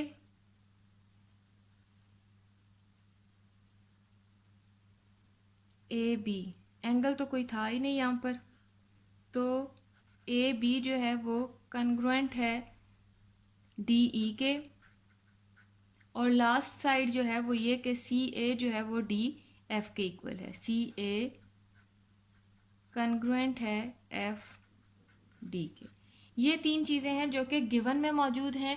तो यहाँ पर अब हम देखते हैं, अब हम गिवन से देखते हैं कि इन दो ट्रायंगल्स में जो सेम चीज़ है वो कुछ नज़र आ रही है, अगर ले आ रही है तो उसको हम ले लेंगे। तो यहाँ पर हम देख रहे हैं कि बी सी जो है वो साइड ई एफ के कंग्रुएंट है, बी सी कंग्रुएंट है ई एफ के। तो हम यहाँ से ले लेते हैं, क्योंकि ई एफ जो है वो एफ ई एम ट्रायंगल का भी हिस्सा है, तो हम यहाँ लिख देते हैं बी सी जो है वो कंग्रुएंट है ई एफ के। और ये हमारा हमने कहाँ पढ़ा था, गिवन में। जो गिवन की चीज़ है वो हमने यहाँ ले ली।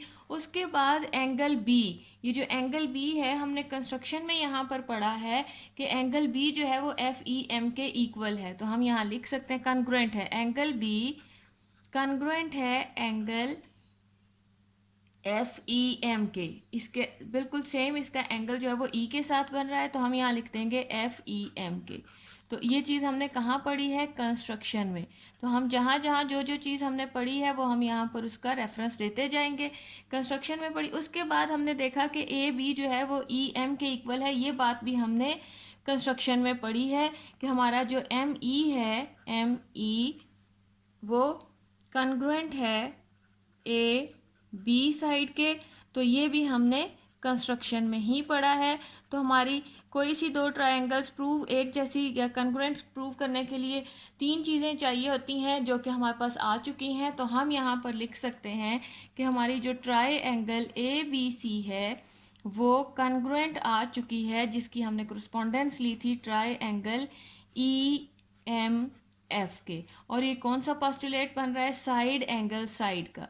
तो यहाँ पर हम लिख देते हैं side angle side postulate, side angle side postulate. ये हो गया हमारे पास। अब हमारे पास यहाँ पर देखें स्टूडेंट, यहाँ अब हम नेक्स्ट पेज पर जाते हैं और डायग्राम को हमने सामने रखना है। डायग्राम को सामने रखते हुए हमने इसको अब लेकर चलना है। तो मैं यहाँ पर जो है लाइंस ड्रॉ कर लेती हूँ। पहले मैं सेंटर में एक लाइन ड्रॉ करती हूँ ताकि हमारा थ्योरम जो है इसी पेज में रहे, ज़्यादा दूर ना जाए, डायग्राम हमारी सामने सामने हो। तो यहाँ पर अब हमने देखा कि हमने स्टेटमेंट्स और रीजंस देनी है, तो मैं यहाँ पर लाइन ड्रॉ करती हूँ और हमने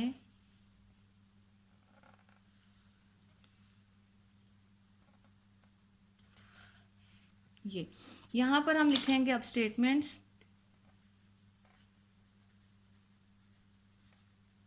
हमने रिमेनिंग थ्योरम जो है वो यहाँ पर करना है, रीजंस। डायग्राम हमारे पास हमारे सामने मौजूद है। अब हम यहाँ पर देखते हैं मज़ीद आगे। अब क्योंकि हमारी दोनों ट्रायंगल्स जो हैं, ये दो ट्रायंगल्स जो हैं ये आपस में कॉन्ग्रुएंट तो आ चुकी हैं। अगर ये कॉन्ग्रुएंट आ चुकी हैं तो इट्स मीन कि इसकी जो तमाम चीज़ें हैं वो भी आपस में कॉन्ग्रुएंट होंगी। और अगर वो सारी की सारी चीज़ें कॉन्ग्रुएंट हैं तो वो कौन कौन सी हैं, तो हम यहाँ पर लिख देते हैं एंड सी ए रह चुका है। अगर इसका मतलब ये है कि सी ए जो है वो ये एफ एम के इक्वल आएगा। हम यहाँ लिख देते हैं सी ए जो है वो कॉन्ग्रुएंट आ चुका है एफ एम के। और यहाँ इसकी रीज़न क्या है, कोरिस्पोंडिंग साइड्स ऑफ कॉन्ग्रुएंट ट्रायंगल्स। यहाँ हम लिखेंगे कोरिस्पोंडिंग, क्योंकि हम इनको कॉन्ग्रुएंट प्रूव कर चुके हैं, तो यहाँ हम लिखेंगे कोरिस्पोंडिंग sides of congruent triangles,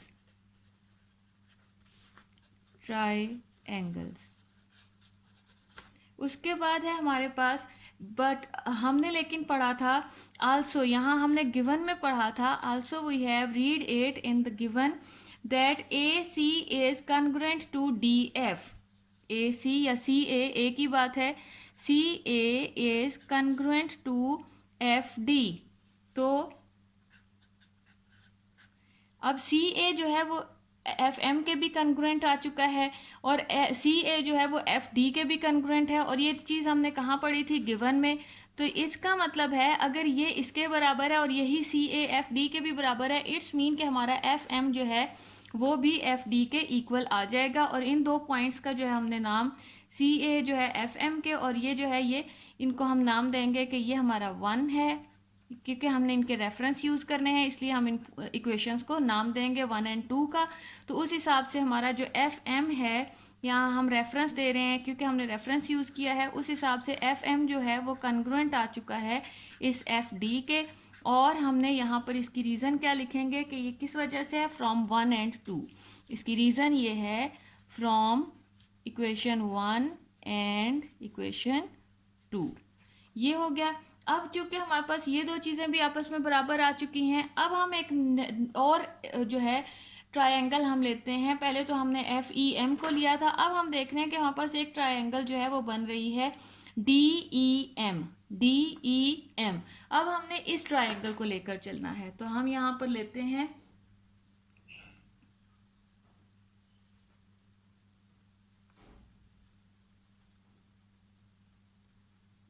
D E M नहीं student, sorry, F D M. तो हम यहाँ लिखते हैं इन ट्रायंगल एफ डी एम।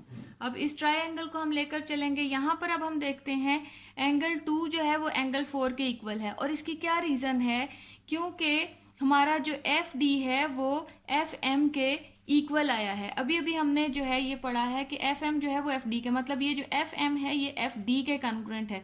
और अगर ये साइड्स आपस में बराबर हैं तो इनके जो सामने के एंगल्स होंगे अपोजिट एंगल्स, एफ एम का अपोजिट एंगल 2 है और एफ डी का अपोजिट एंगल जो है वो 4 है। तो हमने अभी पिछले ही थ्योरम्स में पढ़कर आए हैं कि जो अपोजिट साइड्स होती हैं, जो साइड्स इक्वल आ जाएं उनके अपोजिट एंगल्स, या फिर जो एंगल्स इक्वल आ जाएं उनके अपोजिट साइड्स जो होती हैं वो आपस में बराबर होती हैं। उस हिसाब से हमारा एंगल 2 जो है वो एंगल 4 के कॉन्ग्रुएंट आएगा, एंगल 2 कॉन्ग्रुएंट आएगा एंगल 4 के। और ये किस वजह से है, क्योंकि हमारा एफ एम जो है वो कॉन्ग्रुएंट आया था एफ डी के। ये हो गया। अब क्योंकि हमारा 2 एंड 4 इस हिसाब से बराबर है, तो बिल्कुल इसी तरह से, और इस इक्वेशन को हम जो है इक्वेशन 3 का नाम देंगे। और इसी तरह से एंगल 1 जो है वो कॉन्ग्रुएंट आएगा एंगल 3 के। और ये किस वजह से है, यही रीज़न है क्योंकि उसमें भी हमारा एम ई जो है वो डी ई के बराबर है, तो उस हिसाब से हमारा जो है ये इसके अपोजिट एंगल्स भी जो है वो आपस में बराबर आएंगे।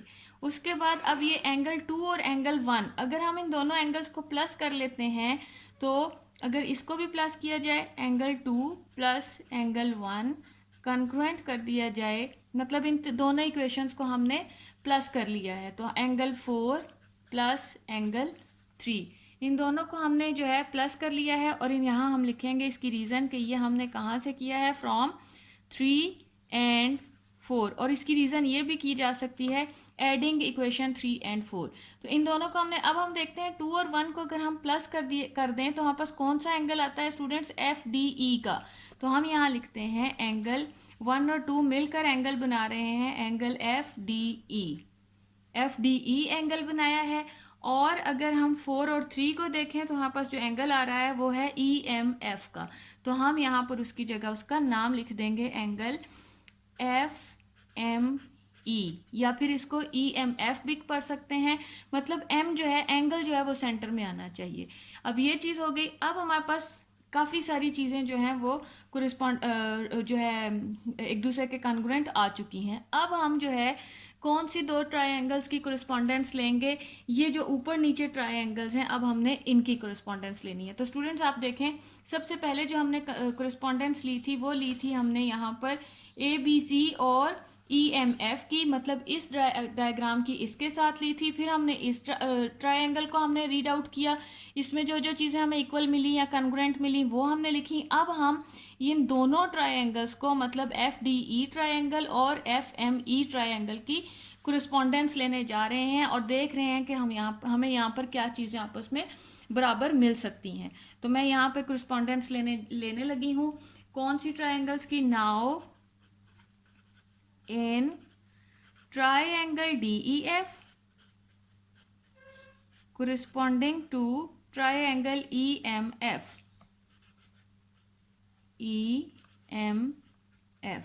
इन दो ट्रायंगल्स की हमने कोरिस्पॉन्डेंस ली है। और हम अब देखेंगे कि इसमें क्या कुछ आपस में बराबर है और ये हमने कहाँ कहाँ पढ़ा है। तो सबसे पहली चीज़ ये कि एफ डी जो है वो एफ एम के बराबर है, एफ डी, और ये हमने यहाँ ऊपर हम प्रूव कर चुके हैं। तो हम यहाँ पर लिखते हैं कि हमारा एफ डी जो है वो एफ एम के इक्वल है, कॉन्ग्रुएंट है F D F M. M के कन्ग्रुएंट है, तो ये चीज़ हम प्रूव कर चुके हैं, तो हम इसकी रीज़न लिखेंगे प्रूव्ड। उसके बाद दूसरी चीज़ angle F D E D F जो है, ई डी एफ, ये एंगल जो है अभी हमने पढ़ा कि एंगल ई डी एफ या एफ डी ई एंगल जो है, मतलब डी जो एंगल है वो हमारा एम एंगल के इक्वल है। मतलब इसको हमने रीड आउट कैसे करना है, एफ डी ई के और एफ एम ई के। तो हम यहाँ लिखते हैं एंगल एफ डी ई कन्ग्रुएंट है एंगल एफ एम ई के, एफ एम ई के। और ये बात भी हमने प्रूव की हुई है, इसलिए यहाँ पर हम इसकी रीज़न लिखेंगे प्रूव्ड। लास्ट चीज़ जो है वो ये कि हमारे पास डी ई जो है वो एम ई के इक्वल है। वो किस तरह से डी ई एम ई के इक्वल है, ये डी ई जो है वो एम ई के इक्वल है। क्यों इक्वल है? क्योंकि एम ई जो है वो ए बी के इक्वल है, और हमने पढ़ा था कि ए बी जो है वो डी ई के इक्वल है। अगर ई एम ए बी के इक्वल है और ए बी डी ई के इक्वल है, उस हिसाब से ये डी ई जो है वो भी ई एम के इक्वल आएगा। तो इसको हम यहाँ लिखते हैं डी ई कन्ग्रुएंट है ई एम के। और इसकी रीज़न क्या है कि ये दोनों चीज़ें जो हैं ये ए बी के कन्ग्रुएंट है। बोथ साइड्स आर, या ईच या बोथ साइड्स भी लिख सकते हैं, each one congruent to A B, क्योंकि ये दोनों ए बी के कन्ग्रुएंट है, उस हिसाब से ये दोनों भी आपस में बराबर होंगी। अब हमारे पास देखें तीन चीज़ें हमारी इक्वल आनी चाहिए। हमारे पास एक साइड, एक एंगल और एक साइड जो है वो कन्ग्रुएंट आ चुका है। इट्स मीन कि हमारी जो ये दोनों हमने ट्रायंगल्स की कोरिस्पोंडेंस ली थी ऊपर नीचे, ये दोनों आपस में बराबर आ चुकी हैं। ट्रायंगल एफ डी ई या डी ई एफ जिसकी कोरिस्पोंडेंस ली थी वो कन्ग्रुएंट आ चुकी है आपस में ई एम एफ। और जब ट्रायंगल्स जो हैं वो आपस में कन्ग्रुएंट आ जाएं, और ये किस वजह से आई है, साइड एंगल साइड पोस्टुलेट। अच्छा स्टूडेंट, अब यहाँ तक ये हो चुका है। अब हमने क्या करना है, डी ई एफ जो है वो ई एम एफ के इक्वल आ चुकी है। और आल्सो यहाँ पे हमने ये रेफरेंस क्योंकि यूज़ करके इसको इक्वल किया है, इसलिए हम रेफरेंस का निशान लगाएंगे। और हमने यहाँ लिखेंगे आल्सो, यहाँ एक लाइन थोड़ी सी और बनेगी, वो भी मैं बना देती हूँ। रीजंस एंड स्टेटमेंट्स की थोड़ा सा हमारा बस काम रह चुका है इस ट्रायंगल थ्योरम को करने का। यहाँ पर हम लिखेंगे स्टेटमेंट्स, रीजंस। अच्छा, अब यहाँ पर अब हम देख रहे हैं कि एफ डी ई जो है वो हमारी ट्रायंगल ई एम एफ के इक्वल आ गई है। आल्सो मतलब हमने ये भी पढ़ा था कि हमारी जो ए बी सी ट्रायंगल है, थोड़ी देर पहले ही हमने प्रूव किया था यहाँ कि ए बी सी जो है वो ई एम एफ ट्रायंगल के इक्वल है। A B C triangle congruent है ट्रायंगल ई एम एफ के। अब यहाँ पर स्टूडेंट्स आप देखें कि ट्रायंगल डी ई एफ जो है वो ई एम एफ के कन्ग्रुएंट आ चुकी है, और ई एम एफ ट्रायंगल ही ए बी सी के कन्ग्रुएंट आ चुकी है। यहाँ पर अगर ये भी डी ई एफ के ई एम एफ के कन्ग्रुएंट है और ये ट्रायंगल भी ई एम एफ के कन्ग्रुएंट है, तो इट्स मीन ये चीज़ हम प्रूव कर चुके हुए हैं। तो इसकी रीज़न हम लिखेंगे प्रूव्ड। तो हम यहाँ पर लिख सकते हैं हैंस, क्योंकि दोनों तीन ट्रायंगल्स आपस में बराबर हैं, उस हिसाब से ट्रायंगल ए बी सी जो है वो कन्ग्रुएंट आ चुकी है ट्रायंगल ई एम एफ के। और यहाँ पर हमने लिखना है किस वजह से, each triangle congruent to triangle E M F या एम ई एफ, एक ही बात है। ट्रायंगल्स के नाम मैंने पहले भी स्टूडेंट्स आपको बताया है कि आगे पीछे लिखे जा सकते हैं, लेकिन ये चीज़ हमने प्रूव की हुई है, तो हम यहाँ ब्रैकेट में लिख देंगे कि ये बात हमारी प्रूव्ड हो चुकी हुई है। तो यहाँ पर लेकिन जो एंगल्स होते हैं, एंगल में जो एंगल हम पढ़ रहे होते हैं, जिसके बारे में डिस्कशन हो रही होती है, उसका पॉइंट हमने सेंटर में लेना होता है। यहाँ पर हमारा जो है ये थर्ड थ्योरम 10.1.3 जो है वो हमने प्रूव कर दिया है। और ये हमारा डन हो चुका है। बिस्मिल्लाहिर्रहमानिर्रहीम, अस्सलाम वालेकुम। Welcome to download classnotes.com. Please like and subscribe our channel for more videos and lectures. आज जो हमारा टॉपिक है वो है हमारा fourth theorem, theorem 10.1.4। Theorem 10.1.4। Theorem की स्टेटमेंट को स्टूडेंट्स हम गौर से पढ़ लेते हैं। पहले मैं आपको थ्योरम की स्टेटमेंट अच्छे से आपको बता देती हूँ कि हमें क्या कहा गया है, क्योंकि स्टेटमेंट इसकी काफ़ी लंबी है। अगर हमने यहाँ पे लिखना शुरू की तो हमारी जो है बनाने के लिए जगह काफ़ी कम बच जाएगी। If in the correspondence of two right angled triangles, सबसे पहले तो स्टूडेंट्स ये पता होना चाहिए कि राइट एंगल ट्राइंगल कौन सी होती है। वो ट्राइंगल जिसका एक एंगल जो होता है वो 90 डिग्री का होता है, वो हमारी राइट एंगल ट्राइंगल होती है। If in the correspondence of two right angle, दो राइट एंगल ट्राइंगल्स बनानी है हमने, the hypotenuse and one side. Hypotenuse कौन सा होता है, ये जो हमारा ये 90 डिग्री की ट्राइंगल है, ये हमारे पास डायग्राम दी हुई है, ये इसका हाइपोटेन्यूज होता है। वो कह रहे हैं एक हाइपोटेन्यूज और कोई सी एक साइड। तो यहाँ पे हमने कोई सी ले लें, बेशक बी सी ले लें, ए बी ले लें, लेकिन क्योंकि थ्योरम में ए बी ली हुई है तो हम भी ए बी और डी ई को ही लेकर चलेंगे।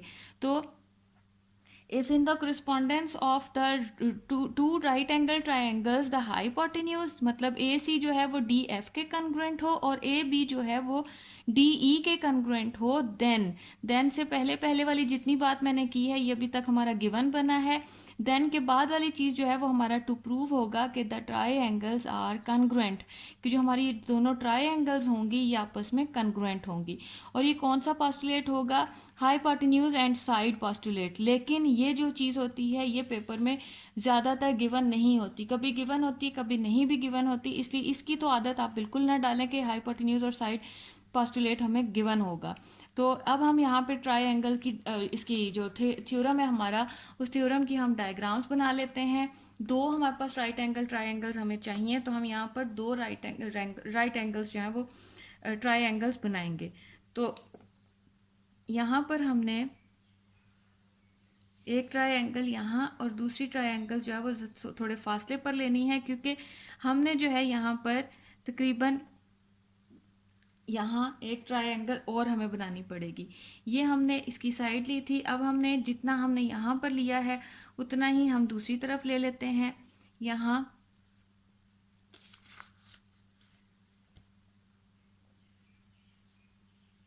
ये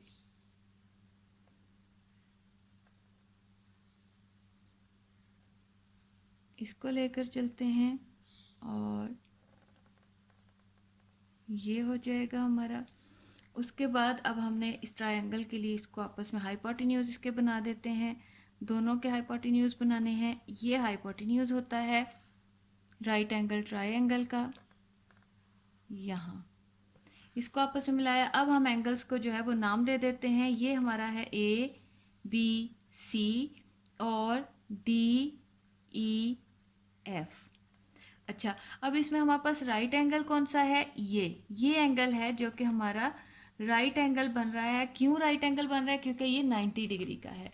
उसके बाद हमने क्या करना है, हमने पहले हाइपोटेन्यूज इक्वल करना है, उसको हम मार्क कर लेते हैं। उसके बाद हमने जो साइड लेनी है वो डी ई और ए बी साइड लेनी है, इसलिए इनको भी मार्क कर लेते हैं। अब हम सबसे पहले इसका गिवन लिखेंगे। गिवन हमारा ये है कि हमने कोरिस्पॉन्डेंस लेनी है इन दोनों ट्रायंगल्स की। तो हाँ, यहाँ पर हम इसकी कोरिस्पॉन्डेंस ले लेते हैं। सबसे पहले हम ये लिख रहे हैं इसका गिवन, तो इसको हम बोल्ड लेटर्स के साथ लिखना होता है। Triangle A B C correspondence to triangle D E F. इस कोरिस्पॉन्डेंस में हमें सबसे पहली जो चीज़ जो है वो ये बताई जा रही है कि ये राइट एंगल है। इट्स मीन के एंगल दोनों राइट एंगल हैं, तो जहाँ जहाँ राइट एंगल बन रहे हैं इट्स मीन के वो दोनों आपस में बराबर होंगे। एंगल बी जो है वो कन्ग्रुएंट है एंगल ई के, क्योंकि ये 90 डिग्री का है और ये हमें गिवन इसीलिए है। यहाँ पे छोटा सा हम लिख भी देते हैं क्योंकि ये राइट एंगल्स हैं। और हाइपोटेन्यूज हमारा ए सी जो है वो डी एफ के इक्वल है। ए सी कन्ग्रुएंट है डी एफ के। और उसके बाद तीसरी चीज़ ए सी डी एफ के इक्वल ले लिया, और ए बी जो है वो डी ई के, ए बी कॉन्ग्रुएंट है डी ई के। अच्छा, इसके बाद अब हमने प्रूव करना है कि हमारी क्या चीज़ हमें प्रूव करनी है यहाँ पे। तो यहाँ पे हम ले लेते हैं टू प्रूव। टू प्रूव हमने क्या करना है,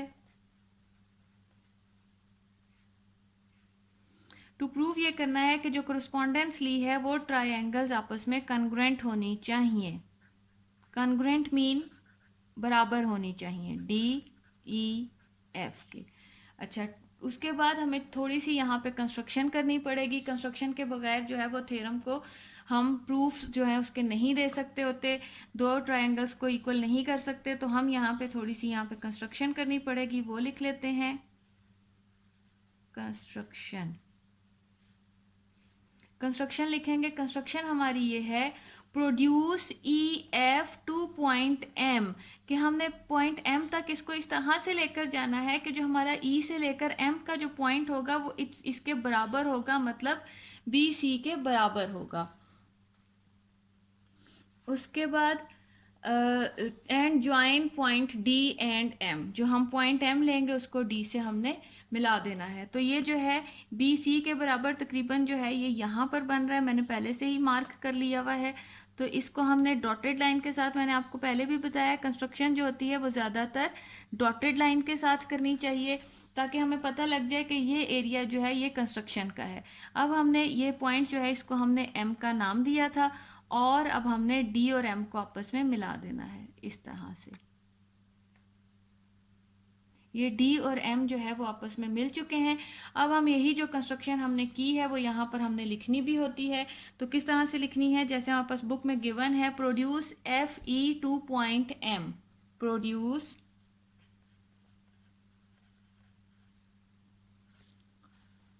ई एफ टू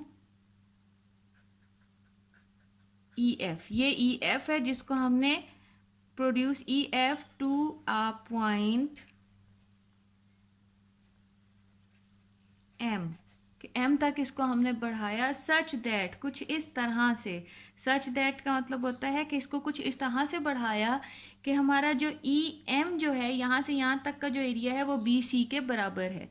ई एम जो है वो ई एम कॉन्ग्रुएंट है बी सी के, साइड बी सी के, और and join D to M, D to M या एम टू डी, एक ही बात है, डी टू एम, कि हमने डी और एम को आपस में मिला दिया। अब हमने देने हैं इसके प्रूफ्स। प्रूफ्स के लिए आपको पता है हमने दरमियान में एक लाइन लगानी होती है, स्टेटमेंट्स होती हैं, रीजंस होती हैं। तो हम यहाँ पर पहले लाइन लगाते हैं,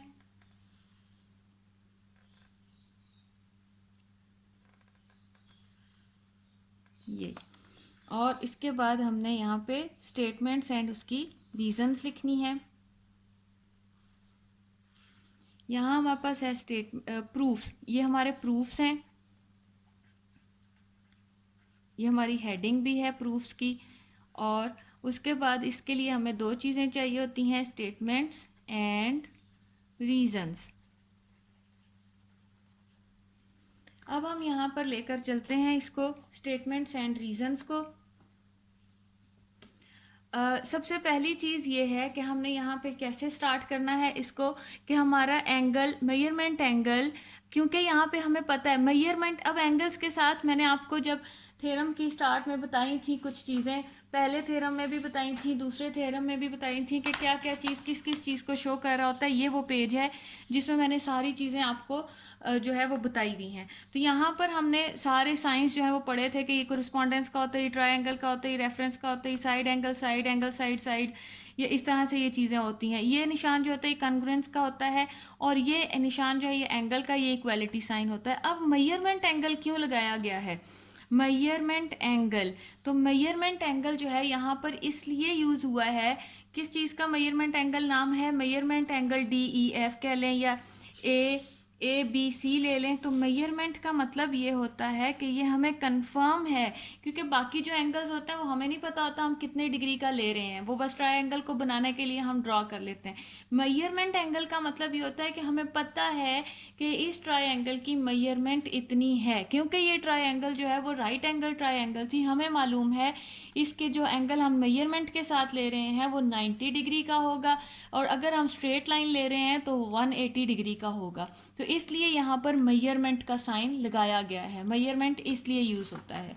तो अब हम यहाँ पे स्टार्ट करते हैं इसकी statement. Measurement angle D E F, measurement D E F, measurement angle D E F plus measurement angle D E M, D E M, D E M. अब हम जानते हैं ये भी 90 डिग्री का एंगल है, ये भी 90 डिग्री का एंगल है, यहाँ से यहाँ, यहाँ से यहाँ। इट्स मीन कि ये दोनों जो एंगल्स हैं 90 डिग्री के एंगल्स हैं, अगर इन दोनों को प्लस कर दिया जाए तो हमारे पास 180 डिग्री का एंगल हमें मिलेगा, और इस इक्वेशन को हम जो है इक्वेशन 1 का नाम दे देंगे, और ये सप्लीमेंट्री एंगल बन रहा है। और सप्लीमेंट्री एंगल्स आपको पता है स्टूडेंट, कंप्लीमेंट्री एंगल 90 डिग्री का होता है, जबकि सप्लीमेंट्री एंगल जो होता है वो 180 डिग्री के इक्वल होता है। तो हम यहाँ इसकी रीज़न लिखेंगे सप्लीमेंट्री एंगल, सप्लीमेंट्री एंगल, ये इसकी रीज़न हो चुकी है। और उसके बाद अब हम आते हैं आगे की तरफ। आगे हमारे पास है angle D E F, D E F. तो एंगल डी ई एफ जो है मेजरमेंट एंगल, यहाँ मेजरमेंट लगाएंगे, measurement angle D E F जो है वो इक्वल है 90 डिग्री का के। तो ये इक्वल 90 डिग्री के है, तो ये चीज़ हमने पढ़ी थी यहाँ कि ये दोनों राइट एंगल्स हैं, तो ये हमने गिवन में पढ़ी थी, तो हम इसकी रीज़न लिखेंगे कि ये हमने गिवन में रीड आउट करके आए हैं। अच्छा, उसके बाद अब हम आ जाते हैं, अगर डी ई एफ 90 डिग्री के इक्वल है, it's mean D E M भी 90 डिग्री का ही है, तो हम उसको भी 90 डिग्री ही लिखेंगे। Measurement angle D E M also equal to 90 degree. और ये किस तरह से हमें पता लगा कि ये 90 डिग्री का है, तो ये हमने इसको इक्वेशन 2 का ये 1 और 2 से पता लगा। अब क्यों पता लगा? क्योंकि ये 90 डिग्री का है और इन दोनों को मिला के 180 डिग्री बन रहा है। इट्स मीन 180 में से अगर 90 माइनस करते हैं तो डी ई एम की मेजरमेंट हमारे पास आ जाती है। तो ये हम यहाँ इसकी रीज़न लिखेंगे फ्रॉम इक्वेशन 1 एंड 2, 1 एंड 2। ये हो गया। अब हम आगे चलते हैं, हमने अब लेनी है कोरिस्पोंडेंस। कौन कौन सी ट्रायंगल्स की? 3 ट्रायंगल्स हैं, एक ए बी सी ट्रायंगल है, एक डी ई एम ट्रायंगल है, डी ई एफ ट्रायंगल है। लेकिन अब हम देखते हैं कि हमने यहाँ पर डायग्राम में हमारे पास बुक में किन 2 ट्रायंगल्स की कोरिस्पोंडेंस ली हुई है। ट्रायंगल ए बी सी की जो है कोरिस्पोंडेंस वो ली हुई है डी ई एम के साथ। तो हम यहाँ ले लेते हैं triangle correspondence of A B C, A B C correspondence to triangle D E M. अब हम देखते हैं कि हमारे पास इसमें क्या क्या चीज़ें आपस में बराबर हैं जो हमारे पास गिवन हैं, हमारे पास कहाँ कहाँ हमने पढ़ी हैं। सबसे पहली चीज़ ये है कि बी सी हमारा जो है वो एम ई के इक्वल है, और ये बात हमने कहाँ पढ़ी थी? कंस्ट्रक्शन में, कि बी सी हमारा ई एम के इक्वल है। तो हम यहाँ लिखते हैं हमारा बी सी कन्ग्रुएंट है ई एम के, बी सी साइड कन्ग्रुएंट है ई एम के। और ये हमने कहाँ साइड पढ़ी थी? कंस्ट्रक्शन में। ये कंस्ट्रक्शन में हो गया। उसके बाद आ जाते हैं angle A B C. A B C जो है वो एंगल किस चीज़ के इक्वल होगा? डी ई एम के। क्यों तो ये इसके इक्वल है? क्योंकि दोनों ही 90 डिग्री के इक्वल हैं। ठीक हो गया। तो यहाँ हम लिखते हैं angle A B C congruent है डी ई एम के, एंगल डी ई एम के। और किस वजह से? Each angle equal to 90 degree, each angle equal to 90 degree.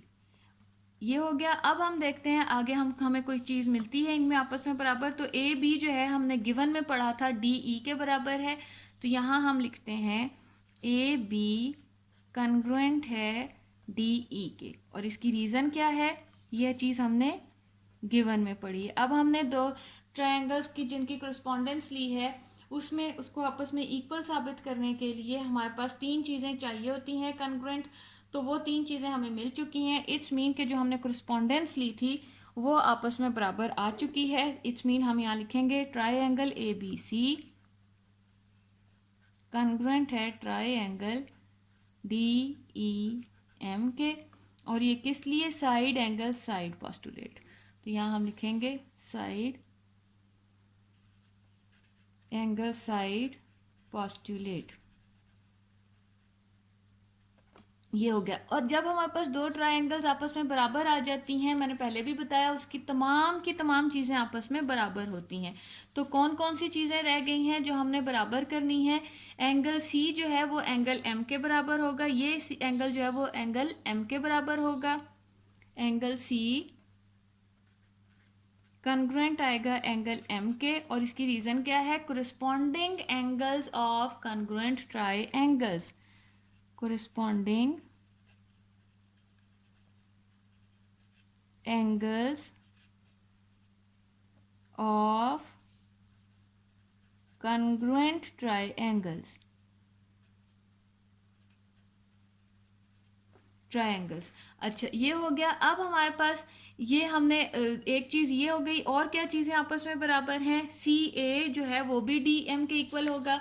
यहाँ पर स्टूडेंट्स आप देखें सी ए जो है वो भी, या ए सी कह लें, वो भी एम डी के बराबर होगा, तो हम यहाँ लिख देते हैं क्योंकि ट्रायंगल जो है वो आ चुकी हैं आपस में कन्ग्रुएंट, तो हमारा सी ए भी जो है वो कन्ग्रुएंट आ जाएगा डी एम के, डी एम के।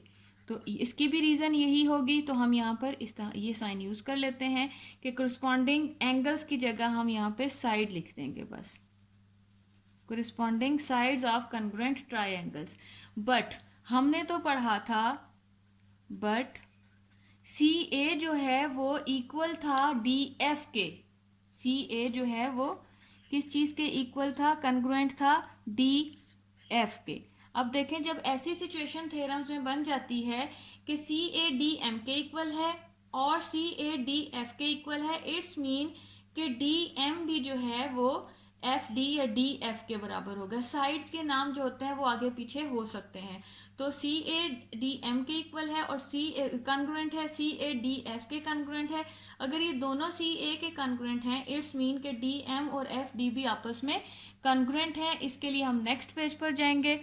तो ये चीज़ हमने सी ए जो है वो डी एफ के कहाँ कन्ग्रुएंट पढ़ा था, ये हमने यहाँ गिवन में पढ़ा था, तो इसकी रीज़न हम यहाँ लिख देते हैं कि ये हमने गिवन में पढ़ा था। अब हम नेक्स्ट पेज पर जाते हैं। नेक्स्ट पेज पर जाने के लिए हम लाइंस जो है वो ड्रॉ कर लेते हैं पहले, ताकि हमारा काम आसान हो जाए।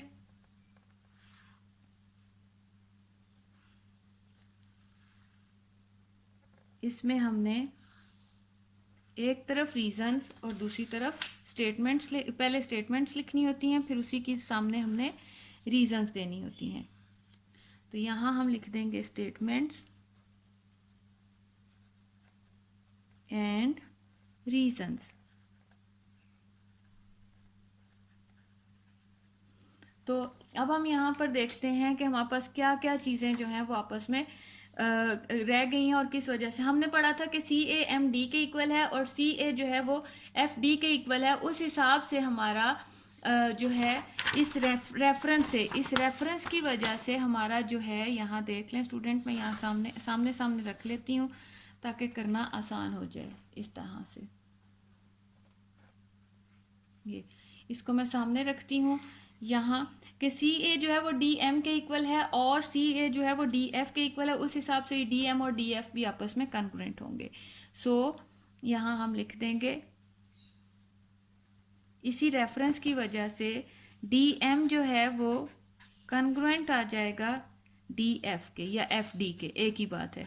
तो ये किस वजह से है, बोथ कन्ग्रुएंट टू, या इसको हम लिख सकते हैं यहाँ पे each is congruent to C ए, क्योंकि दोनों सी ए के कन्ग्रुएंट है ना, तो हम यहाँ इसकी रीज़न लिखेंगे ईच कॉन्ग्रुएंट या both congruent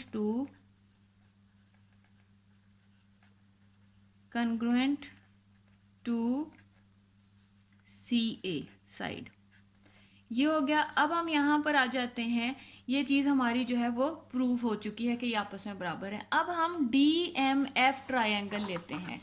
D M F मतलब ये इस ट्रायंगल को ऑन द होल लेते हैं कि हमारे पास क्या क्या चीज़ें जो है वो आपस में बराबर हैं। तो हम यहाँ पर देखते हैं इन ट्रायंगल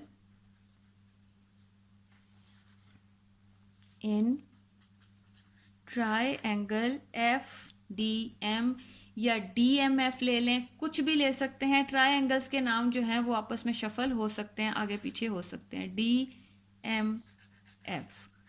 तो इस ट्रायंगल में अब हम देखते हैं कि हमारा एंगल एफ जो है ये एंगल एम के इक्वल है। और उसकी रीज़न क्या है, क्योंकि डी एफ जो है वो एम डी के इक्वल आया था। तो जाहिर सी बात है डी एफ का अपोजिट एंगल एम है और डी एम का अपोजिट एंगल जो है वो एंगल एफ है, तो वो भी तो आपस में बराबर होंगे। तो उस हिसाब से एंगल एम जो है वो एंगल एफ के कॉन्ग्रुएंट है। तो हम यहाँ पढ़ते हैं angle F is congruent to angle M के। और इसकी क्या रीज़न है, क्योंकि एम डी जो है वो एफ डी के कॉन्ग्रुएंट था। तो यहाँ हम लिखते हैं M D was congruent to F D. और ये बात हमारी जो है ये अभी अभी प्रूव हो चुकी है। तो हम यहाँ ब्रैकेट में लिख देते हैं प्रूव्ड। ये बात हमने प्रूव की है। उसके बाद हम आ जाते हैं आगे। अब हमारे पास क्या आएगा, बट। अब हम यहाँ पे लिखेंगे कि लेकिन